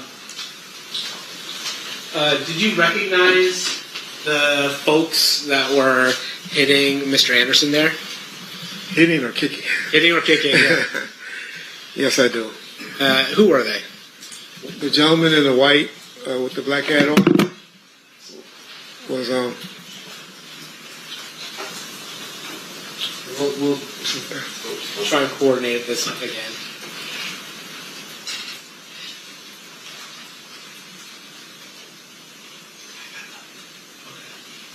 Oh, can you see it? I can see it. Yes, sir. Oh, okay. Well, then can you tell us the people who are involved in this? That gentleman right there in the white is Buntry, Alton McDonald.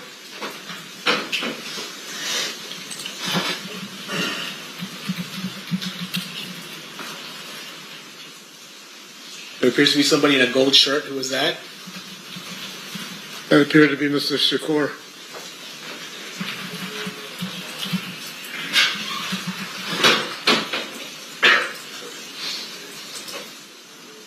There's a person in gray on gray, looks like outfit. Do you know who that is? The one that I saw that's right in front of Mr. McDonald right now is Roger Williams. Okay. I thought it was blue. I saw it as blue. Maybe I'm talking about the wrong thing. You're talking about this. Yeah. I'm going to approach her. Show again.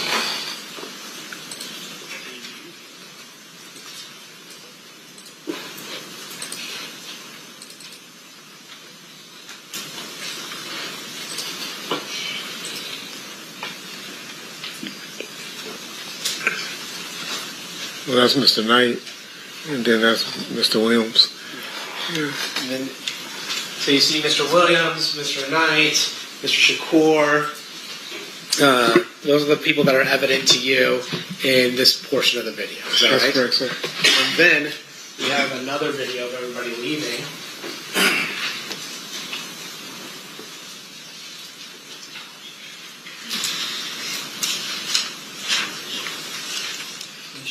Can you see that?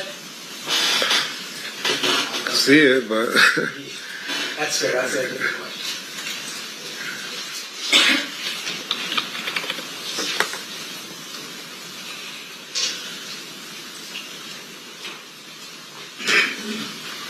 Okay, I'm going to show Mr. Wright 115C.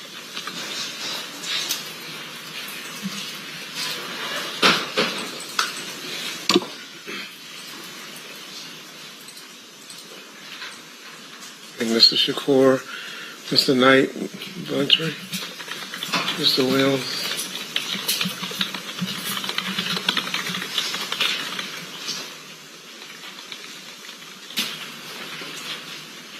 I don't see Frank yet.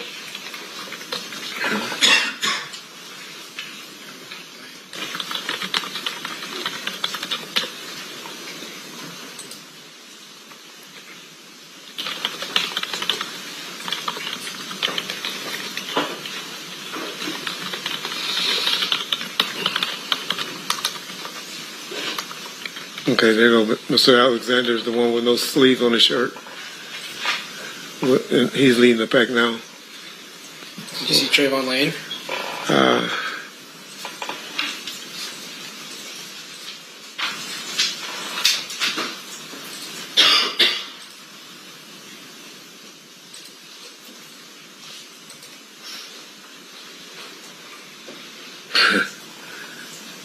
I don't see Mr. Lane yet. I know he had a hat on. I've seen him before. I don't see him right now, though. Let me look again.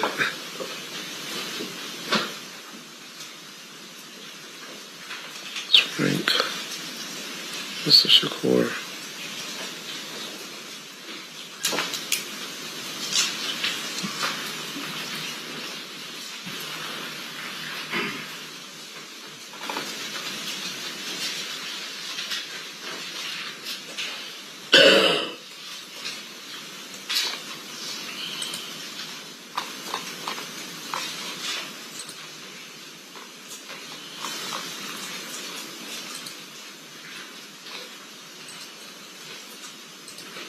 I'm sorry, I don't see Mr. Lane. It's all right. I'm sorry.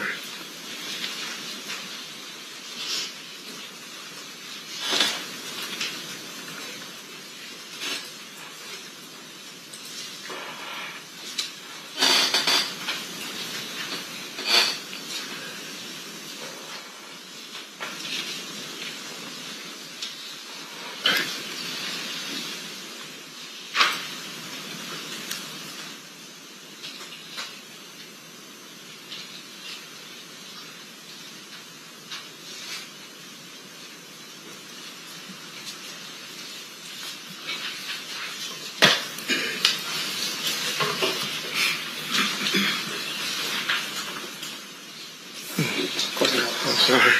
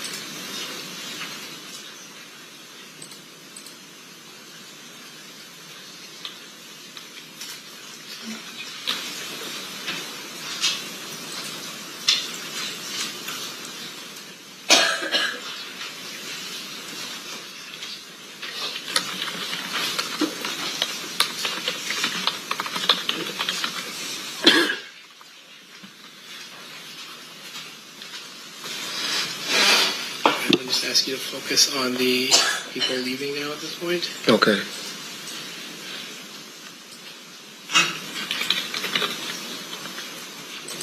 Right there, upper right. Yeah. So you see him Yeah, leaving. he has the hat on. Upper right corner is Mr. Lane. So you see him leaving the scene, but you don't actually see him during the Altercation. you don't see him actually hitting I didn't see him. No, Mr. Anderson. I didn't see him do that. But he's with the group that's fleeing the beating of Mr. Anderson. That's correct. I'm going to show you what's been marked as State Proposed Exhibit 16. Do you recognize who that person is? That's Mr. Lane. Do you recognize the person in State's Exhibit 7? Actually, no, I gave you the wrong one. It's Exhibit 2. Yes, I recognize him. That's Mr. Davis. Okay. I'm going to show you the person depicted in State's Exhibit number 3. Mr. Anderson. And lastly, I'm going to show you what's been marked as State's Exhibit 72. Do you recognize what's in that? It's a defo chain, yes.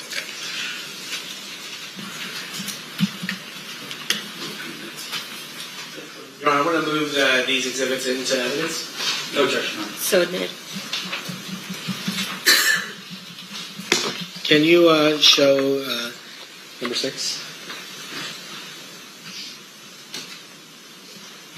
This is Mark 6. I think it's 060. There you go. Is that the person you identified as Trayvon Lane? Yes, sir.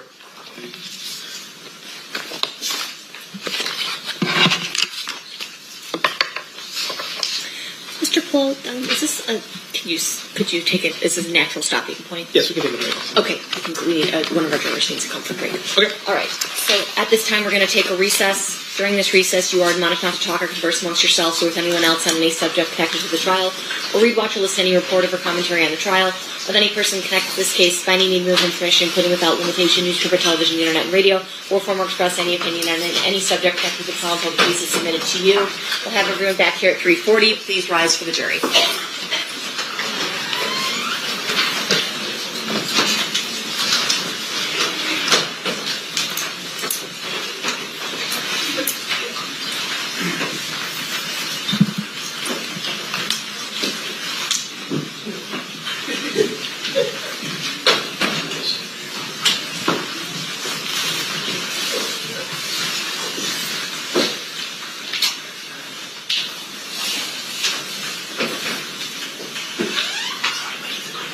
For the record, the jury has exited the room.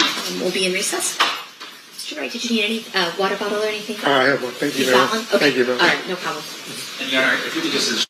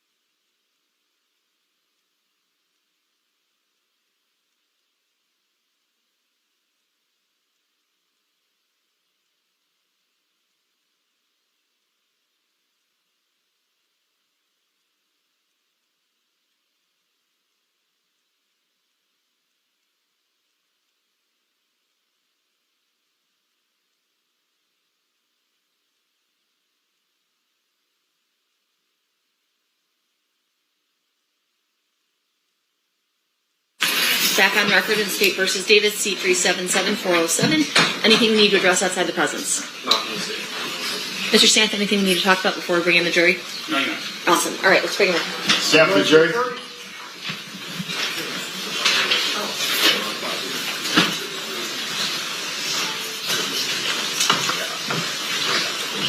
We're on the record and stand for the jury, please.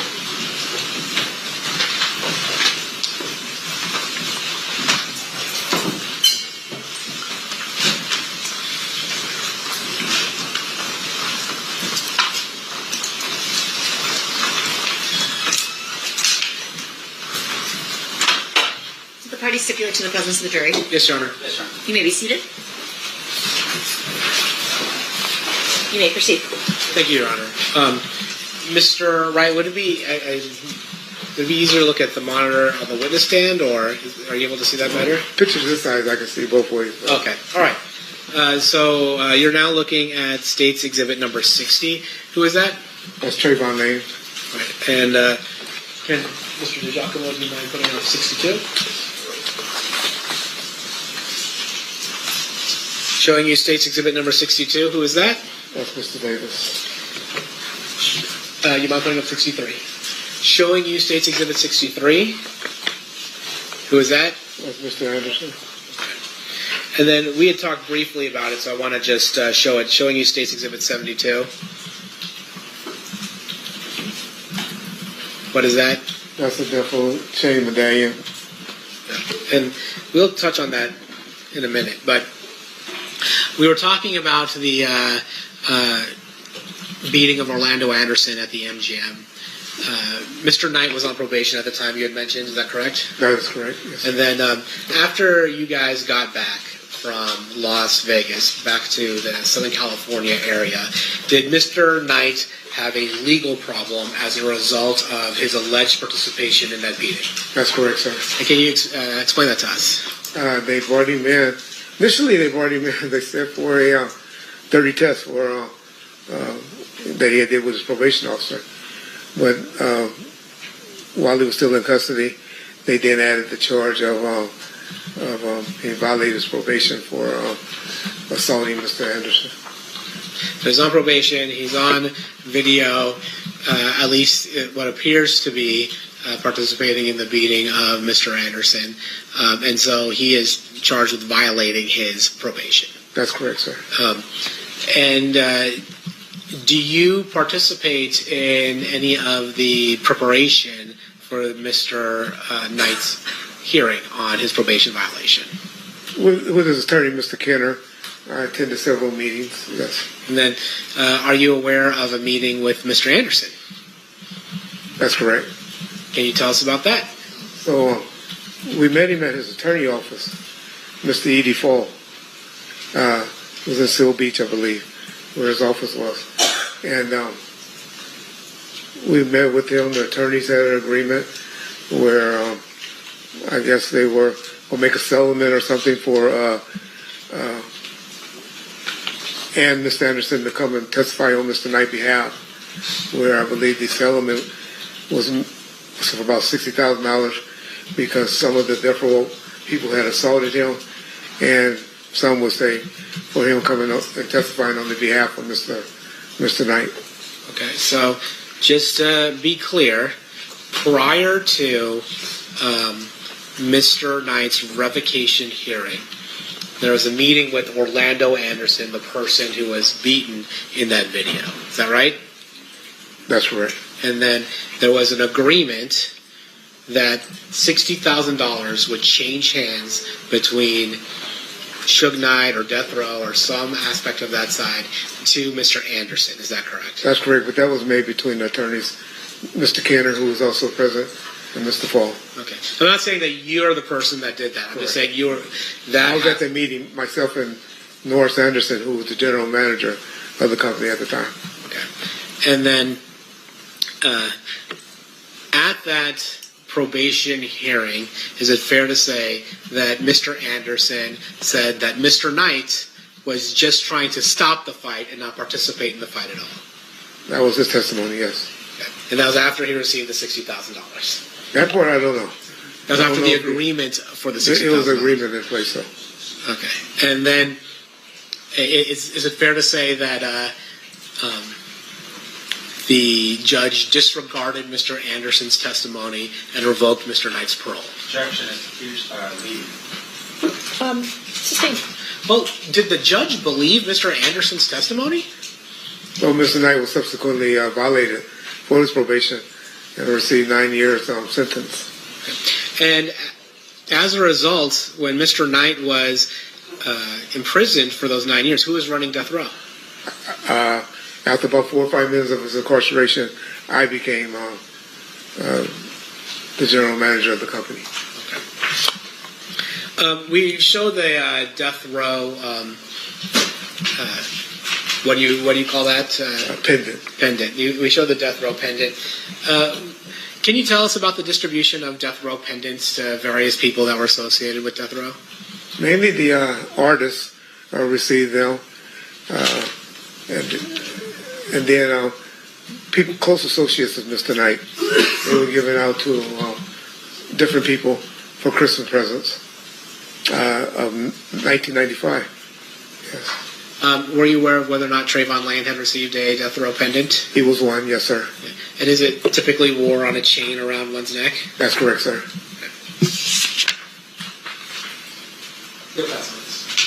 Okay, Mr. Stamp, cross-examination. Thank you.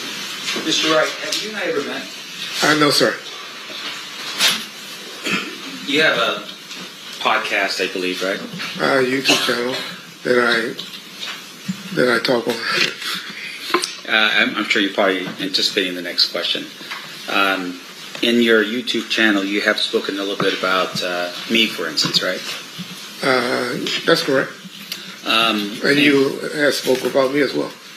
Yeah. So in terms of your podcast or YouTube channel, and once again, I don't think it was anything derogatory. It's more like you never tried a criminal case, or I think Hollywood-ass attorney. I think you had said something like that, right? Well, yeah, I did about 10 interviews in the last 2 months, so I may have said something like that. Now, in terms of your podcast stuff, it's fair at this particular point. At some point, you had actually instructed Keith that, hey, he can actually make money doing the YouTube stuff. Remember that? It didn't go quite like that, but I did pass his number to a few YouTube channels after he and I had this discussion about doing something on my channel, but I refused to pay him because I'm not giving someone I believe is Tupac Killer money. Sure. You had a interview with a Mr. Mogg. Do you remember that? Detective Mogg, yes, sir. Was he a detective at the time? He was. Okay, so he's a detective at the time, and he sat down with you, and you had a conversation with him, and you basically told him that you had advised KPD about the, I don't know, how much you can get paid doing YouTube stuff. You remember that? I don't remember that, no. Now, you don't remember that, or you don't believe that? I remember Kevin Compton, but to say you can make $5,000 or $10,000, I didn't have any conversation like that with Detective Mogg. Okay, so you don't know or you don't remember. I just want to make sure we're different here. I remember meeting with Detective Mogg. I know I am the one that started passing Mr. Davis' number around to do more interviews to get him to talk. Yes. Okay, so when you volunteered to Detective Mogg, KPD's number, you said, I set him up with a couple of interviews. Correct. And because I promised you, if y'all ever listen, I promised him I would. You know, we talk bad about each other, but you know, I'll hook you up. I'm kind of know all these YouTubers out here, and so I kind of hook people up with them. Quote, you want to make some money, N-word, unquote. And then question was asked by Detective Mogg, so what do you get paid for your interviews? And you respond, oh, I get about $2,500, $3,000 a show. You remember that? That's accurate, so I might have said that. Now, you also said $5,000. I got my F. He was crying about his taxes. You were referring to Keefe in that, right? He was crying about his taxes, Keefe? Not sure. I got him about to go blast him next week. He's getting $3,500. So they pay you because they get views. They get paid, man. YouTube, every million views you get about 6,000 to 10,000. And then... That's the channel. Okay. Not the person. And then once again, I'm talking about the YouTuber. And so if you do a bunch of them and you get 100,000 and they break them up into like 5 or 10 minute segments and you can get a 15-second segments from me and you get 200,000 people to view it, you can make $8,000 to $10,000 off of me. And you just gave me $2,500, $3,000. You remember saying that to Detective Mogg? I'm sure. Those sound like accurate statements, so I'm sure I did. And once again, it's clear to show that there's a business with YouTube, right? That's correct, sir. And so when you post something online, you're posting it online with the hopes that you're going to get paid for that. Yeah, and that didn't start until about 2021. Sure. Or 2020, yeah, after COVID. Yes. Now, with regards to your role here, you were the head of security for Suge Knight. Correct. And I want to make sure I'm clear. Where did you grow up in Compton? I mean, my address is 1628 East Pine Street, Compton, California. Where's that at in terms of, because we're assuming, and you could tell this jury otherwise, that wherever you grew up or whatever your street was, you, by default, was part of a certain gang or color. I never gangbanged. Always wanted to be a police officer growing up. However, guys that I grew up with, was in the sandbox with, played sports for, yeah, they were Mob Pyro's affiliate. Okay. Some police officers, some football players, Right. several type of people grew up in our community. And at some point, you get yourself out of it. You become a police officer. I never was in it. Okay. All right. Thank you for correcting me. You become a police officer for about 5 years. 90 to 96, 6 years. Yeah. 6 years, and you have to retire medically. Correct. And you had shared with us earlier that you created this security company. You were moonlighting, sort of doing your job during the day and then doing this other side hustle at night. That's accurate. And that side hustle became your full-time gig when you were no longer a police officer. That's correct, sir. And so in terms of who you were, the main service you provided services for would have been Death Row Records. 95%. Yeah. That's correct, sir. And in essence, I mean, this was your number one client, right? I agree with you. Okay. And you spent a lot of time with Suge. Eventually that grew, but yes. 94, not as much. 95, 96, yes, sir. Okay. And you're providing services for Suge in terms of security, right? For Suge or his company? For the Death Row label. That's correct, sir. And you actually had created a company specifically for the security aspect of it, right? That's fair. And that's the Right Way Protective Services. Protective Services, okay. Now, as you're going about doing that, you had shared with us a little bit about some of the things you had done, and you shared with us that, hey, there was something that happened at one of the award ceremony. You talked about that, right? At the Soul Train, that's correct. And you said that at that Soul Train incident that my client was present when some other guy flashed a gun or something like that. That's correct. It wasn't your client. No. Okay.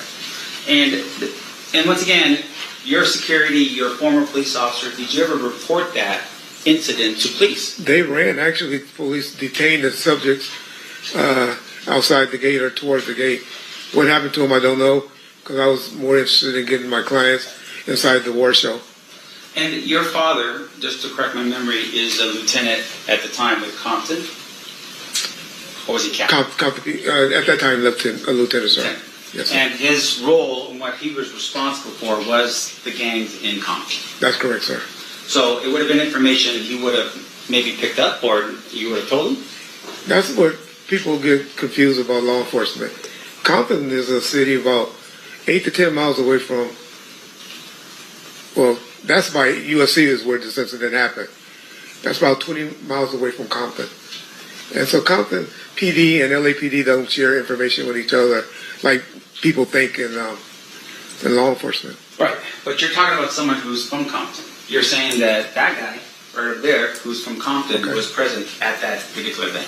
Wasn't a big thing. It was just a guy that was some guys that brandished a weapon. Right. So in your mind, it's not about this idea that this is a gang sort of thing. It's just some idiot with a gun flashing a gun. Right? I agree with you. Okay. But they were also protecting Bad Boys Records. Okay. Well, we can talk about that in a second. In terms of your role, though, in your company, you, at some point, you obviously are now working with Suge, and there's this idea with Death Row Records that there may be sort of, tension in the air. Was there anything going on during that time period prior to, September of 1996 that was happening that was telling you, hey, I need to make sure that death row records is protected? You always had an element because of incidents when you go out to nightclubs, the party scene. There's always an issue, Yeah. unfortunately. And because you're dealing with someone like Suge Knight, and at that particular point, any of his other people that was working for him, like say the entertainers, right? You're talking Snoop, you're talking Tupac, that you would have adequate security to protect them, like say from fans and that kind of stuff. I called it, my cell was to be good witnesses. Mr. Knight had just went through a situation with one of his artists, Snoop Dogg, that was on trial for murder. And they ended up beating the case.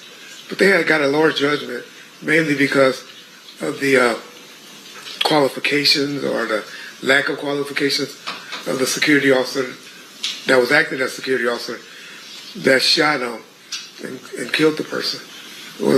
And so when you have a big company like Mr. Knight had, I thought it was best, and he thought it was best, or maybe his attorneys, I don't know, his label, that let's get some professional people around you. And so, for the most part, your practice was to hire people that were either off-duty police officers or retired police officers. That's correct, sir. And you did that because they were properly trained and you could trust them in terms of their judgment. That and my cell was to be a good witness. Gotcha. Yes, sir. But with regards to their roles obviously, at the end of the day, were to protect the people that were your clients. That would have been death row records and whoever you assigned them to do. As best you can. So in terms of what happens here in Las Vegas, right, your testimony is you arrive here to Las Vegas and you're here on Friday. Correct. And you're here to get ready for what's happening on Saturday. Friday night, the Coke Club did open. Like I said, it wasn't majorly attended, but definitely for Saturday night, yes, sir. Yeah. And in fact, Tupac and Suge didn't arrive until Saturday anyways.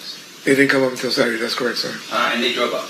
They drove up, yes, sir. So they drove up, you're there, you're working, and you're at 662, right? I'm at 662, yes, sir. Okay. So I'm going to show you here an image, and I'm going to ask the clerk to mark as proposed defense exhibit next in order. C, I think? Yes.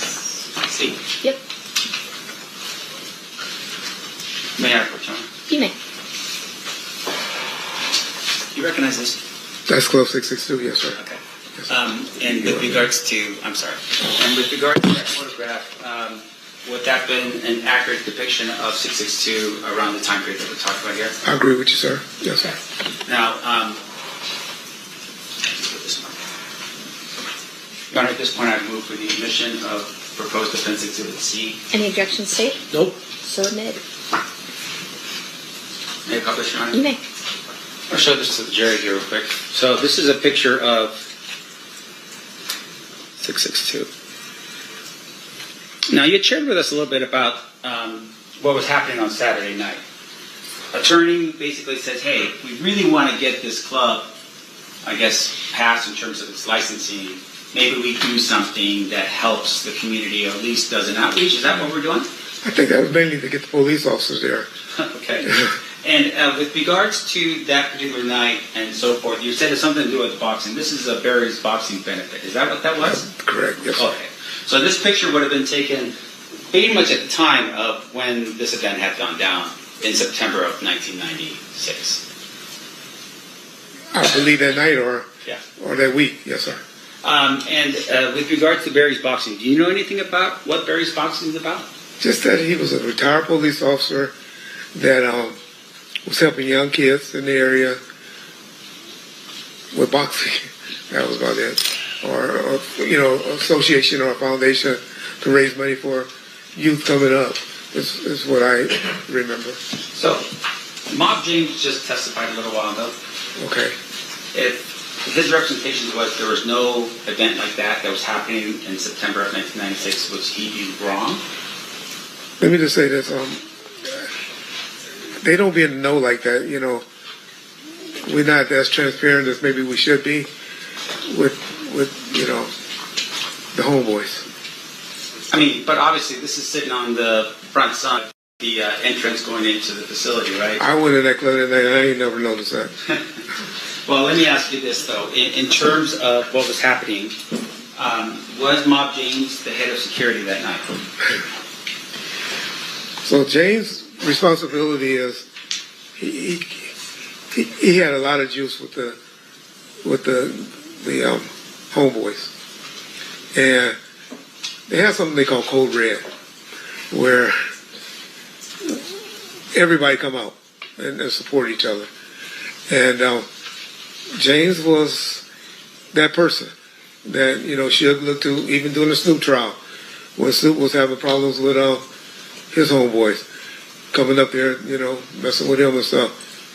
They were hired to be outside the courthouse to keep them away. And that was James' role. So, and James was with Suge at the beginning.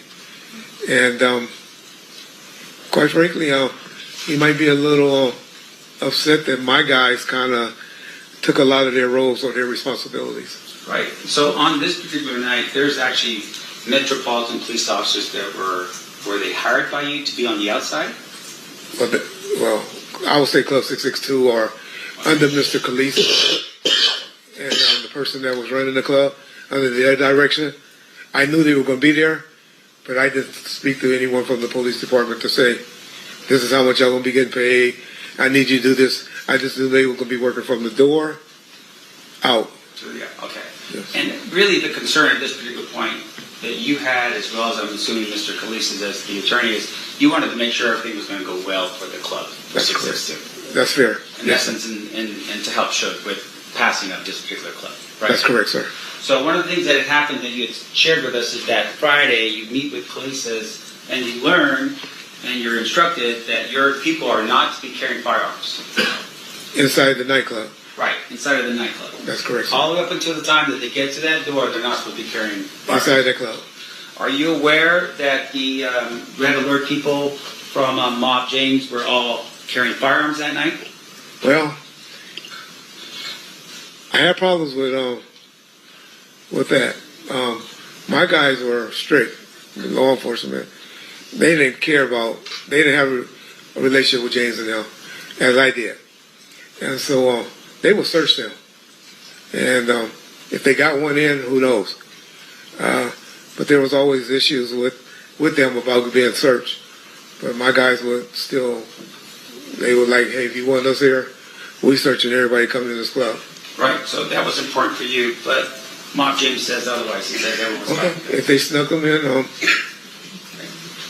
it happens. And with regards to your meeting with Mr. Khalees, once again, you're there, and do you have at that particular point any ownership interest at all in Death Row Records? None. So you are a separate entity. You are just the security company hired to provide security for Death Row Records. My company, Right Way, was making money, but I also received a salary from Death Row. Okay. So, and you're in this meeting, and once again, the meeting is to help Suge get this club approved so he can make it happen. That's correct, sir. And your job is, really honestly, is just somebody who's providing the security to the club. On that particular night, but I'm more, some would say at one point, Suge right-hand guy. But my main focus was Suge Knight entities. Wasn't just the recording artist, wasn't just the record club, it was everything that Mr. Knight was trying to invest in at the time. So you're telling us that not only were you providing security, but you're also like an employee for Death Row Records? I was both. Okay. Were you drawing like a paycheck every 2 weeks as an employee? I was, sir. There wasn't no under the table stuff like Mob James would have been telling us? We didn't do that. Right, we didn't do that. And with regards to Mob James being paid, you're telling me that he would have been paid the same way with employee checks and so forth from Death Row Records? Mob James was one of those employees. Like I said, he was just called on special events. I don't even think James made his money by guys in the line that were ballers or shot callers or whatever that he would bring to the front of the line. So, just drawing your attention back to let's say around 4 o'clock of that Saturday. Okay. Where were you? At the Luxor Hotel. Okay. And did you ever what happens after 4 o'clock for you? I didn't head over to the club until, about 7:30. Got a call from Mr. Alexander and Mr. Shakur. Mr. Shakur was very upset that night because Mr. Knight always late, and he actually took a taxi cab. I don't know if most people know, over to the fight because he was like tired of always coming to the fight late, waiting on Suge, calling me because most people call me because they know I usually can get hold of Suge. And they used to have phones in the hotel lobbies back then. And I remember him and Mr. Alexander calling me, and he told me he got on the phone because he was so upset. We taking the cab over there. We going over there right now. We'll meet him over there. You know, he had the song was the interest for for Mike Tyson to enter the ring on, and he wanted to be there. And he got impatient with Mr. Light being late. Now, up until this point, you had developed into the person that if you wanted to get a hold of Suge, they would call you, right? In the streets, meaning when we out and about. He had an office staff, assistants, Mr. Anderson and Mr. Tesfaye Roy, that were in the office. But generally, if I call Suge, he'll pick up. But with regards to you, usually you would have been with Suge in order for the call to be made, right? They're calling you and they're like, hey, where's Suge now? He's right here. That's correct. So on this particular night, Tupac is upset because Suge is obviously late and calls you. His bodyguard Frank called, but he got on the phone. Yeah. You know anything about Mr. Shakur, he's a hands-on guy. Yeah. And he eventually just said, hey, you can't get a hold to him, we gone. And they took a taxi over to the fight. And so you have Frank Alexander, you have Tupac, and no other bodyguards protecting Tupac that night. Yeah, Mr. Kevin Heckey was supposed to attend, but he didn't. He wasn't there, and I didn't know that he hadn't shown up yet. But you are aware at that particular point, Tupac was the most famous rapper almost in the entire world, if not the entire world. And you only assign one person and another person calls him sick? He didn't call him sick, he just didn't show up. But, yeah, I mean, it wasn't unusual for Mr. Shakur to roll around with one guy and his outlaw guys. But once again, you're telling us it's only Frank Alexander that's coming from your outfit, right? That is correct. And you also share with us that there's other people inside of 662 who are patting down the Mob James crew, but you can't send any more people over to be there for Tupac? If I knew there was going to be an issue that eventually happened, of course I would have. I would have asked them to stay in the hotel. Now, if I knew what was going to happen. You are aware that this was fight night, this was Mike Tyson, and that everyone in the world would show up to Las Vegas to be there for the fight, right? Yeah. There are so many people. Yeah.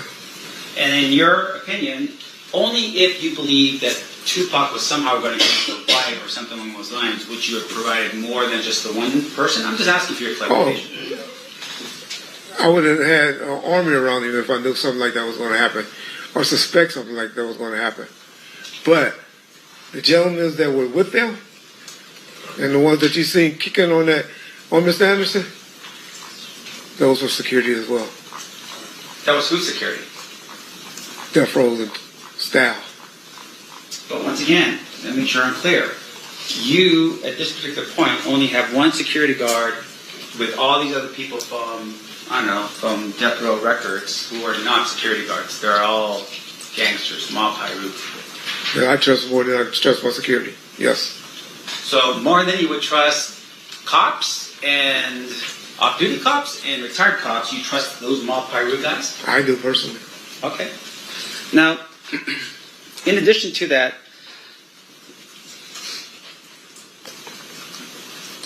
after they go in for the fight, right? I'm assuming that Frank Alexander probably didn't have a ticket. You know, that was always an issue with Mr. Knight. Yeah. He promised everybody that they can go to the fight. And when we get to the door, it's always an issue. Right. But one thing about him, he will get his, at least Mr. Shakur, one security in, if not both, and myself. He will make sure we got in. Okay, so they all get in for the fight, And then for some reason, Bruce Seldon takes a phantom punch, falls to the ground in the first round within a minute and 45 seconds, right?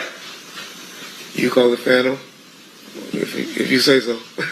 I'm just looking at the tape, right? All we got is a syringe. So he falls to the ground, the fight is over, they leave the fight, right? Hyped up. You see him? Yeah, and Tupac was very hyped up. Hyped up. So, did you get a call from Frank Alexander saying, hey, the fight ended early, we're on our way? Not one. And that's normal. Okay. And I want to make sure we're clear about the type of communication you had. So, cell phones, I'm not sure, were available to everybody. You had one. Pretty much everybody had cell phones, but they were expensive. He called me after 7 o'clock, right? Yeah. Back then. Yeah. But, he doesn't get it. But everyone else. But I did have next cell phones. We had about 8 to 10 of them that did dual jobs. My guys knew it better be emergency to pick up that cell phone. Yeah. But the two-way walkie-talkies on the Nextels, you could use them to call. That's how we communicated. On that picture with Buntry, you'll see one hanging out of his pocket. That's what the type of Nextel phones we had. And so going back again to what Frank has, Frank does have one of those radios. He had one, but later learned, after we do Monday back quarterbacking and stuff, that it was dead. So he is there, he doesn't call when you leave the fight. Now, does he call you after the situation happens with Orlando Anderson? No, sir. They all rush out, right? They all go back to, I think, to Luxor. That's correct. But you don't know that because no one calls you. Haven't heard anything. Didn't know it was an issue. So you're still sitting over at 662. You're worried about making sure the club passes inspections, and you're there and you're waiting. In the meantime, people get picked up at the Luxor, and then they're transported all the way to Suge Knight's house. I mean... But again, if you don't know, you can just tell me. Yeah. I just assume You're not listening. Yeah. I don't know. Okay. Now, at some point, they're traveling down Flamingo, and the shots occur at that particular point, right?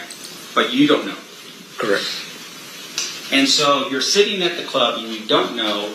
I wasn't sitting, but yeah. Oh, well, whatever. I mean, I'm sure you're working, right? So you're working, and your concern is making sure the club passes, and that the club passes for Suge Knight. Even though his attorney's present, all these cops are on the outside, and you have the security proficiency of Mob James on the inside, right? And about 25 to 30 of my guys. And so, once again, yes, 20 to 30 of your guys. Correct, yeah. Retired police officers or off-duty police officers. Correct. And they're all there. Correct. And at some point, you get notice that Tupac had been shot. Right? I got notified. Correct. Was it through the Nextel walkie-talkie stuff? No, sir. How did that happen? Mr. Williams and Mr. McDonald ran up to me and told me. Okay. None of your people, but two of the people that were associated with the death row people? With the entourage. Okay. And they're the ones who told you that, hey, something went down with Tupac. Correct. And so at that particular point, what did you do? Like I said, I didn't believe him at first initially, but we talking seconds now. Mr. Khalees somehow, verified that, yeah, something's going on. And then me observing a few of the police cars that were assigned at the working the parking lot or the taking off license sirens going towards that way made me believe that something's going on. Now, did Suge Knight ever appear at the club and continue partying that night? I don't know, but I have heard James say that before. But what about just from your Monday night sitting down with your people and going over what should have been done better? Was there any conversation or any way that you learned that Suge Knight actually showed up to party the night after shooting? The party was over. The party was over. They probably were still there at the club, but it wasn't like no partying going on, especially after people heard what happened. I can see that. Now, we talked a little bit about the death row chain. Do you recall telling Detective Mogg when he visited with you that you sold your death row chain because of hard times? I had a platinum one. That's correct. Now, later on, when you're testifying in the grand jury, you remember doing that? I still have my gold one, if that's what you asked me. So, when the question is asked in the beginning about your death row chain, you never tell Detective Mogg, for instance, that it's a platinum one, right? I don't know. Well, let me just tell me.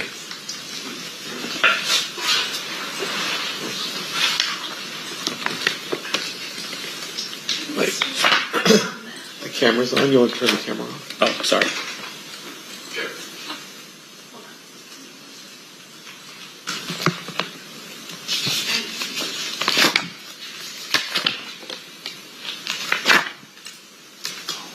So this would be page 21, counsel, of the surreptitious report or recording.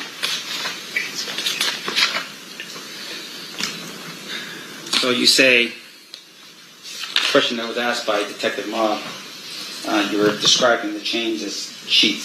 He said, he had asked you, got a $300 chain? He said, yeah, one of those cheap little chains because they were messing around with the same women and they got one and he got mad about it. My presumption... We're talking about Kifi. Yes. Yes. So what? What did expensive ones look like? Do you have a picture of those? And you said, yes, sir, I can show you the one that Tupac would have. And then the question is asked of you by Detective Mogg, did you ever get one of those chains? And you respond, yeah, I had one.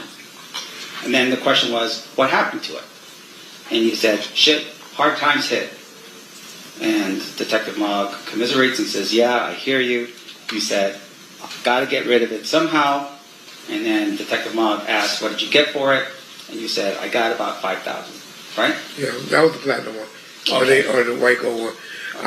You can watch, and I'm sure you have, several interviews, pictures with me with my gold chain on. I wore them on several YouTube videos. But fair to say, of course, that, when you said you had one, it's not one gold, it's not one platinum in this book, right? Like I said, the one I sold was the platinum one. Now, in addition to that, later on, when you're testifying before the grand jury, the question that was asked by one of the jurors was, and I want to make sure I'm clear because I don't want to mess up I want to be accurate with you. Your Honor, I think this is improper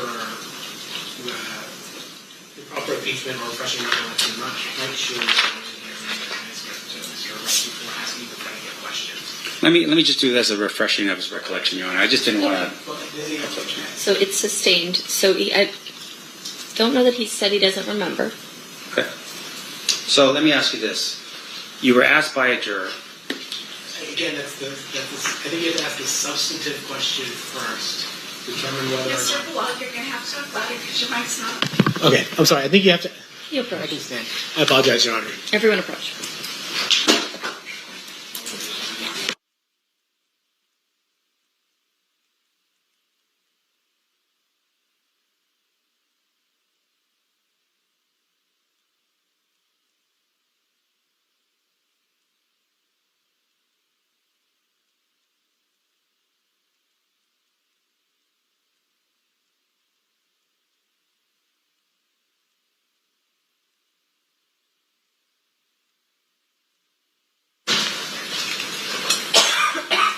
Sorry. So, were you asked this question by a grand juror? Again, Your Honor, I think, you have to ask the predicate. He's trying to impeach and or refresh recollection about something of substance. You have to ask, procedurally, you have to ask the substantive question first, not whether you were asked this. Are you talking about the chain question? Yes. We've gone up and down about the chain. And so I believe what he's already answered the chain things. I don't understand. Are we impeaching or... No, he's impeaching, saying that he's given an inconsistent statement in the past. So, overruled. He can proceed. Do you recall being asked a question by a grand juror, do you still have your death row pendant? Correct. And you had said, yes, you do. I do. You didn't say there was gold, you didn't say it was platinum, you just said, I had my death row pendant. That's correct. Okay. Now, one of the other issues that we've talked a little bit about is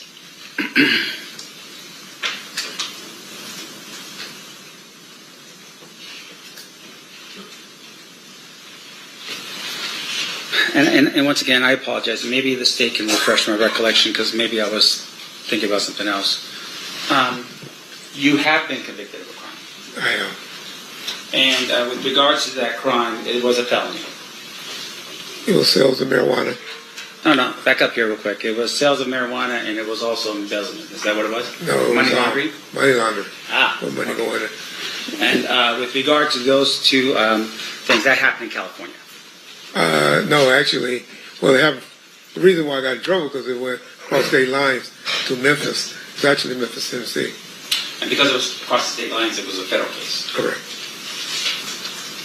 And that happened way after you were a police officer. Yeah, that's 2019, well, 2017, I believe.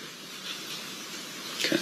And at some point, you become the general manager of Death Row Records. That's in 1997, sir. 1997. Yes, that's correct, sir. So Suge Knight is in Las Vegas, and you were with them every single day, and in September of 1996, he just happened to get into this fray, and next thing you know, he's going to prison, right? I'm sorry? Let me ask you this. Why did Suge go to prison? He violated his probation. Right. So you knew, of course, that he was on probation, right? Before The whole time I was with him. You did? From 1994, yes. Yeah. And so you knew that the number one person from Death Row Records, the primary principal for you, potentially could go to prison if he got into a fight, for instance, right? Correct. And on this particular night, you weren't around for him when he was in this quote-unquote fight, right? I was around with Mr. Knight about 70 to 80% of his life.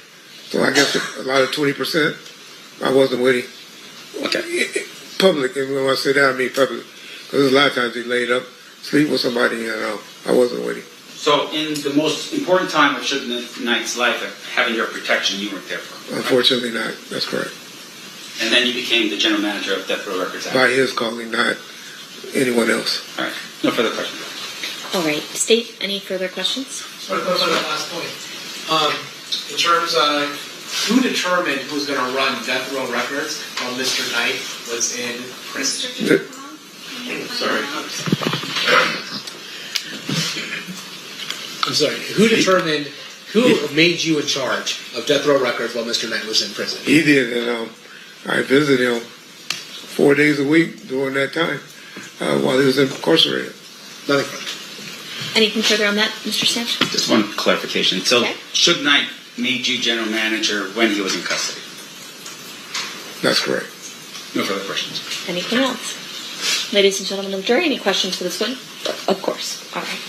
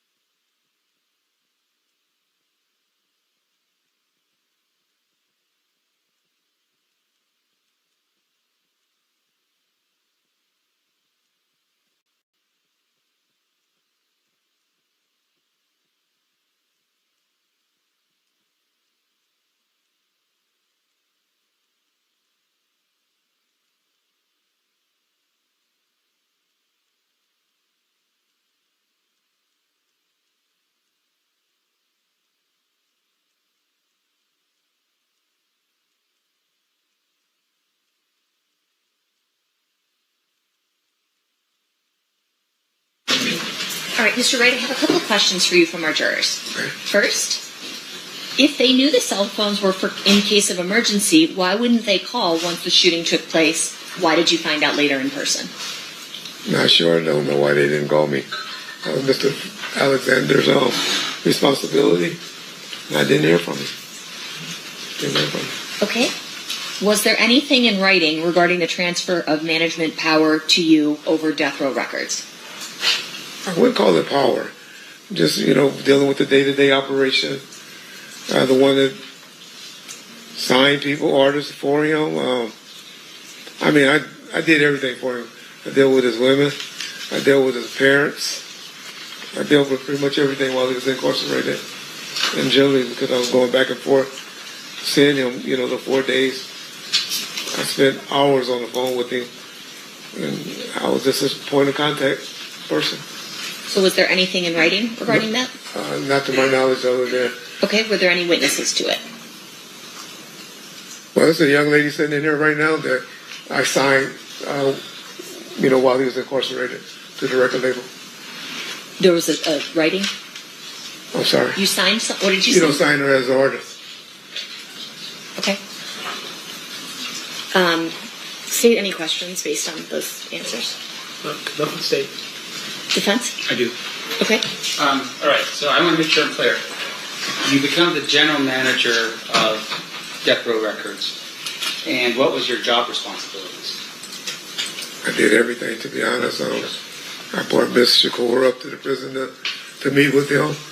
I was helped talk to several, putting the albums together.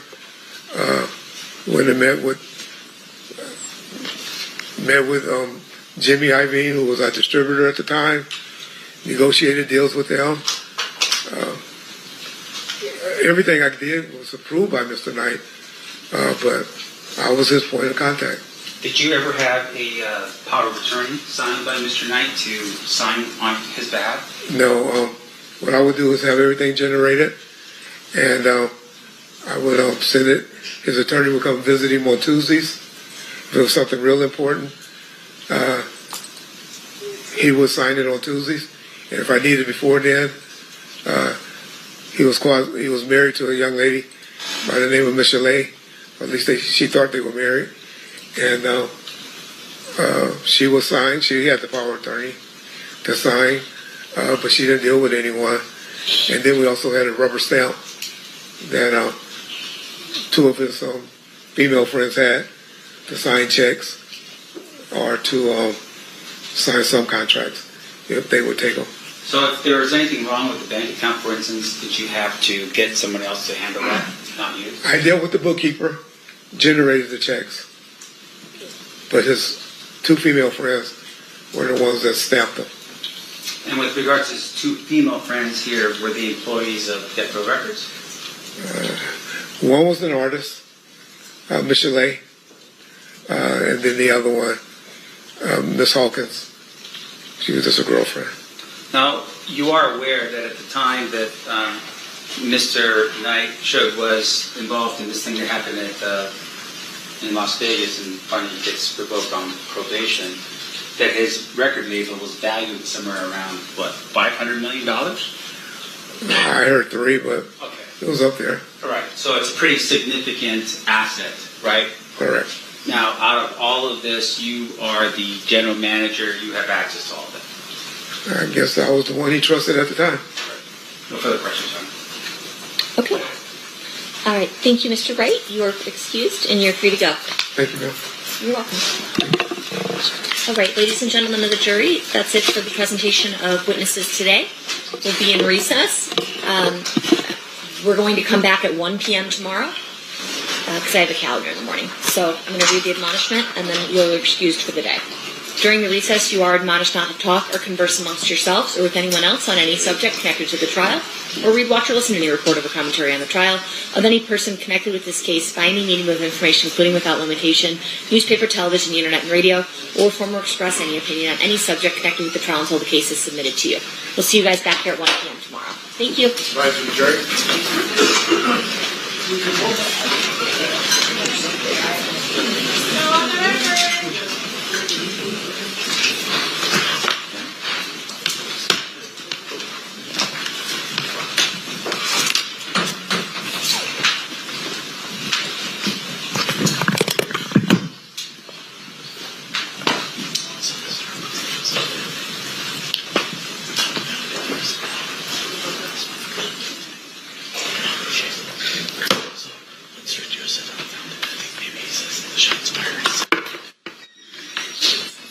the record, the jury has exited the room. Is there anything we need to address outside their presence? Nothing from the stage. Not from the stage. No, no, I'll be asking the state for their witnesses for tomorrow, but I wouldn't imagine. Okay, sounds good. We'll be in recess then. Thank you. See everyone back at 1 o'clock.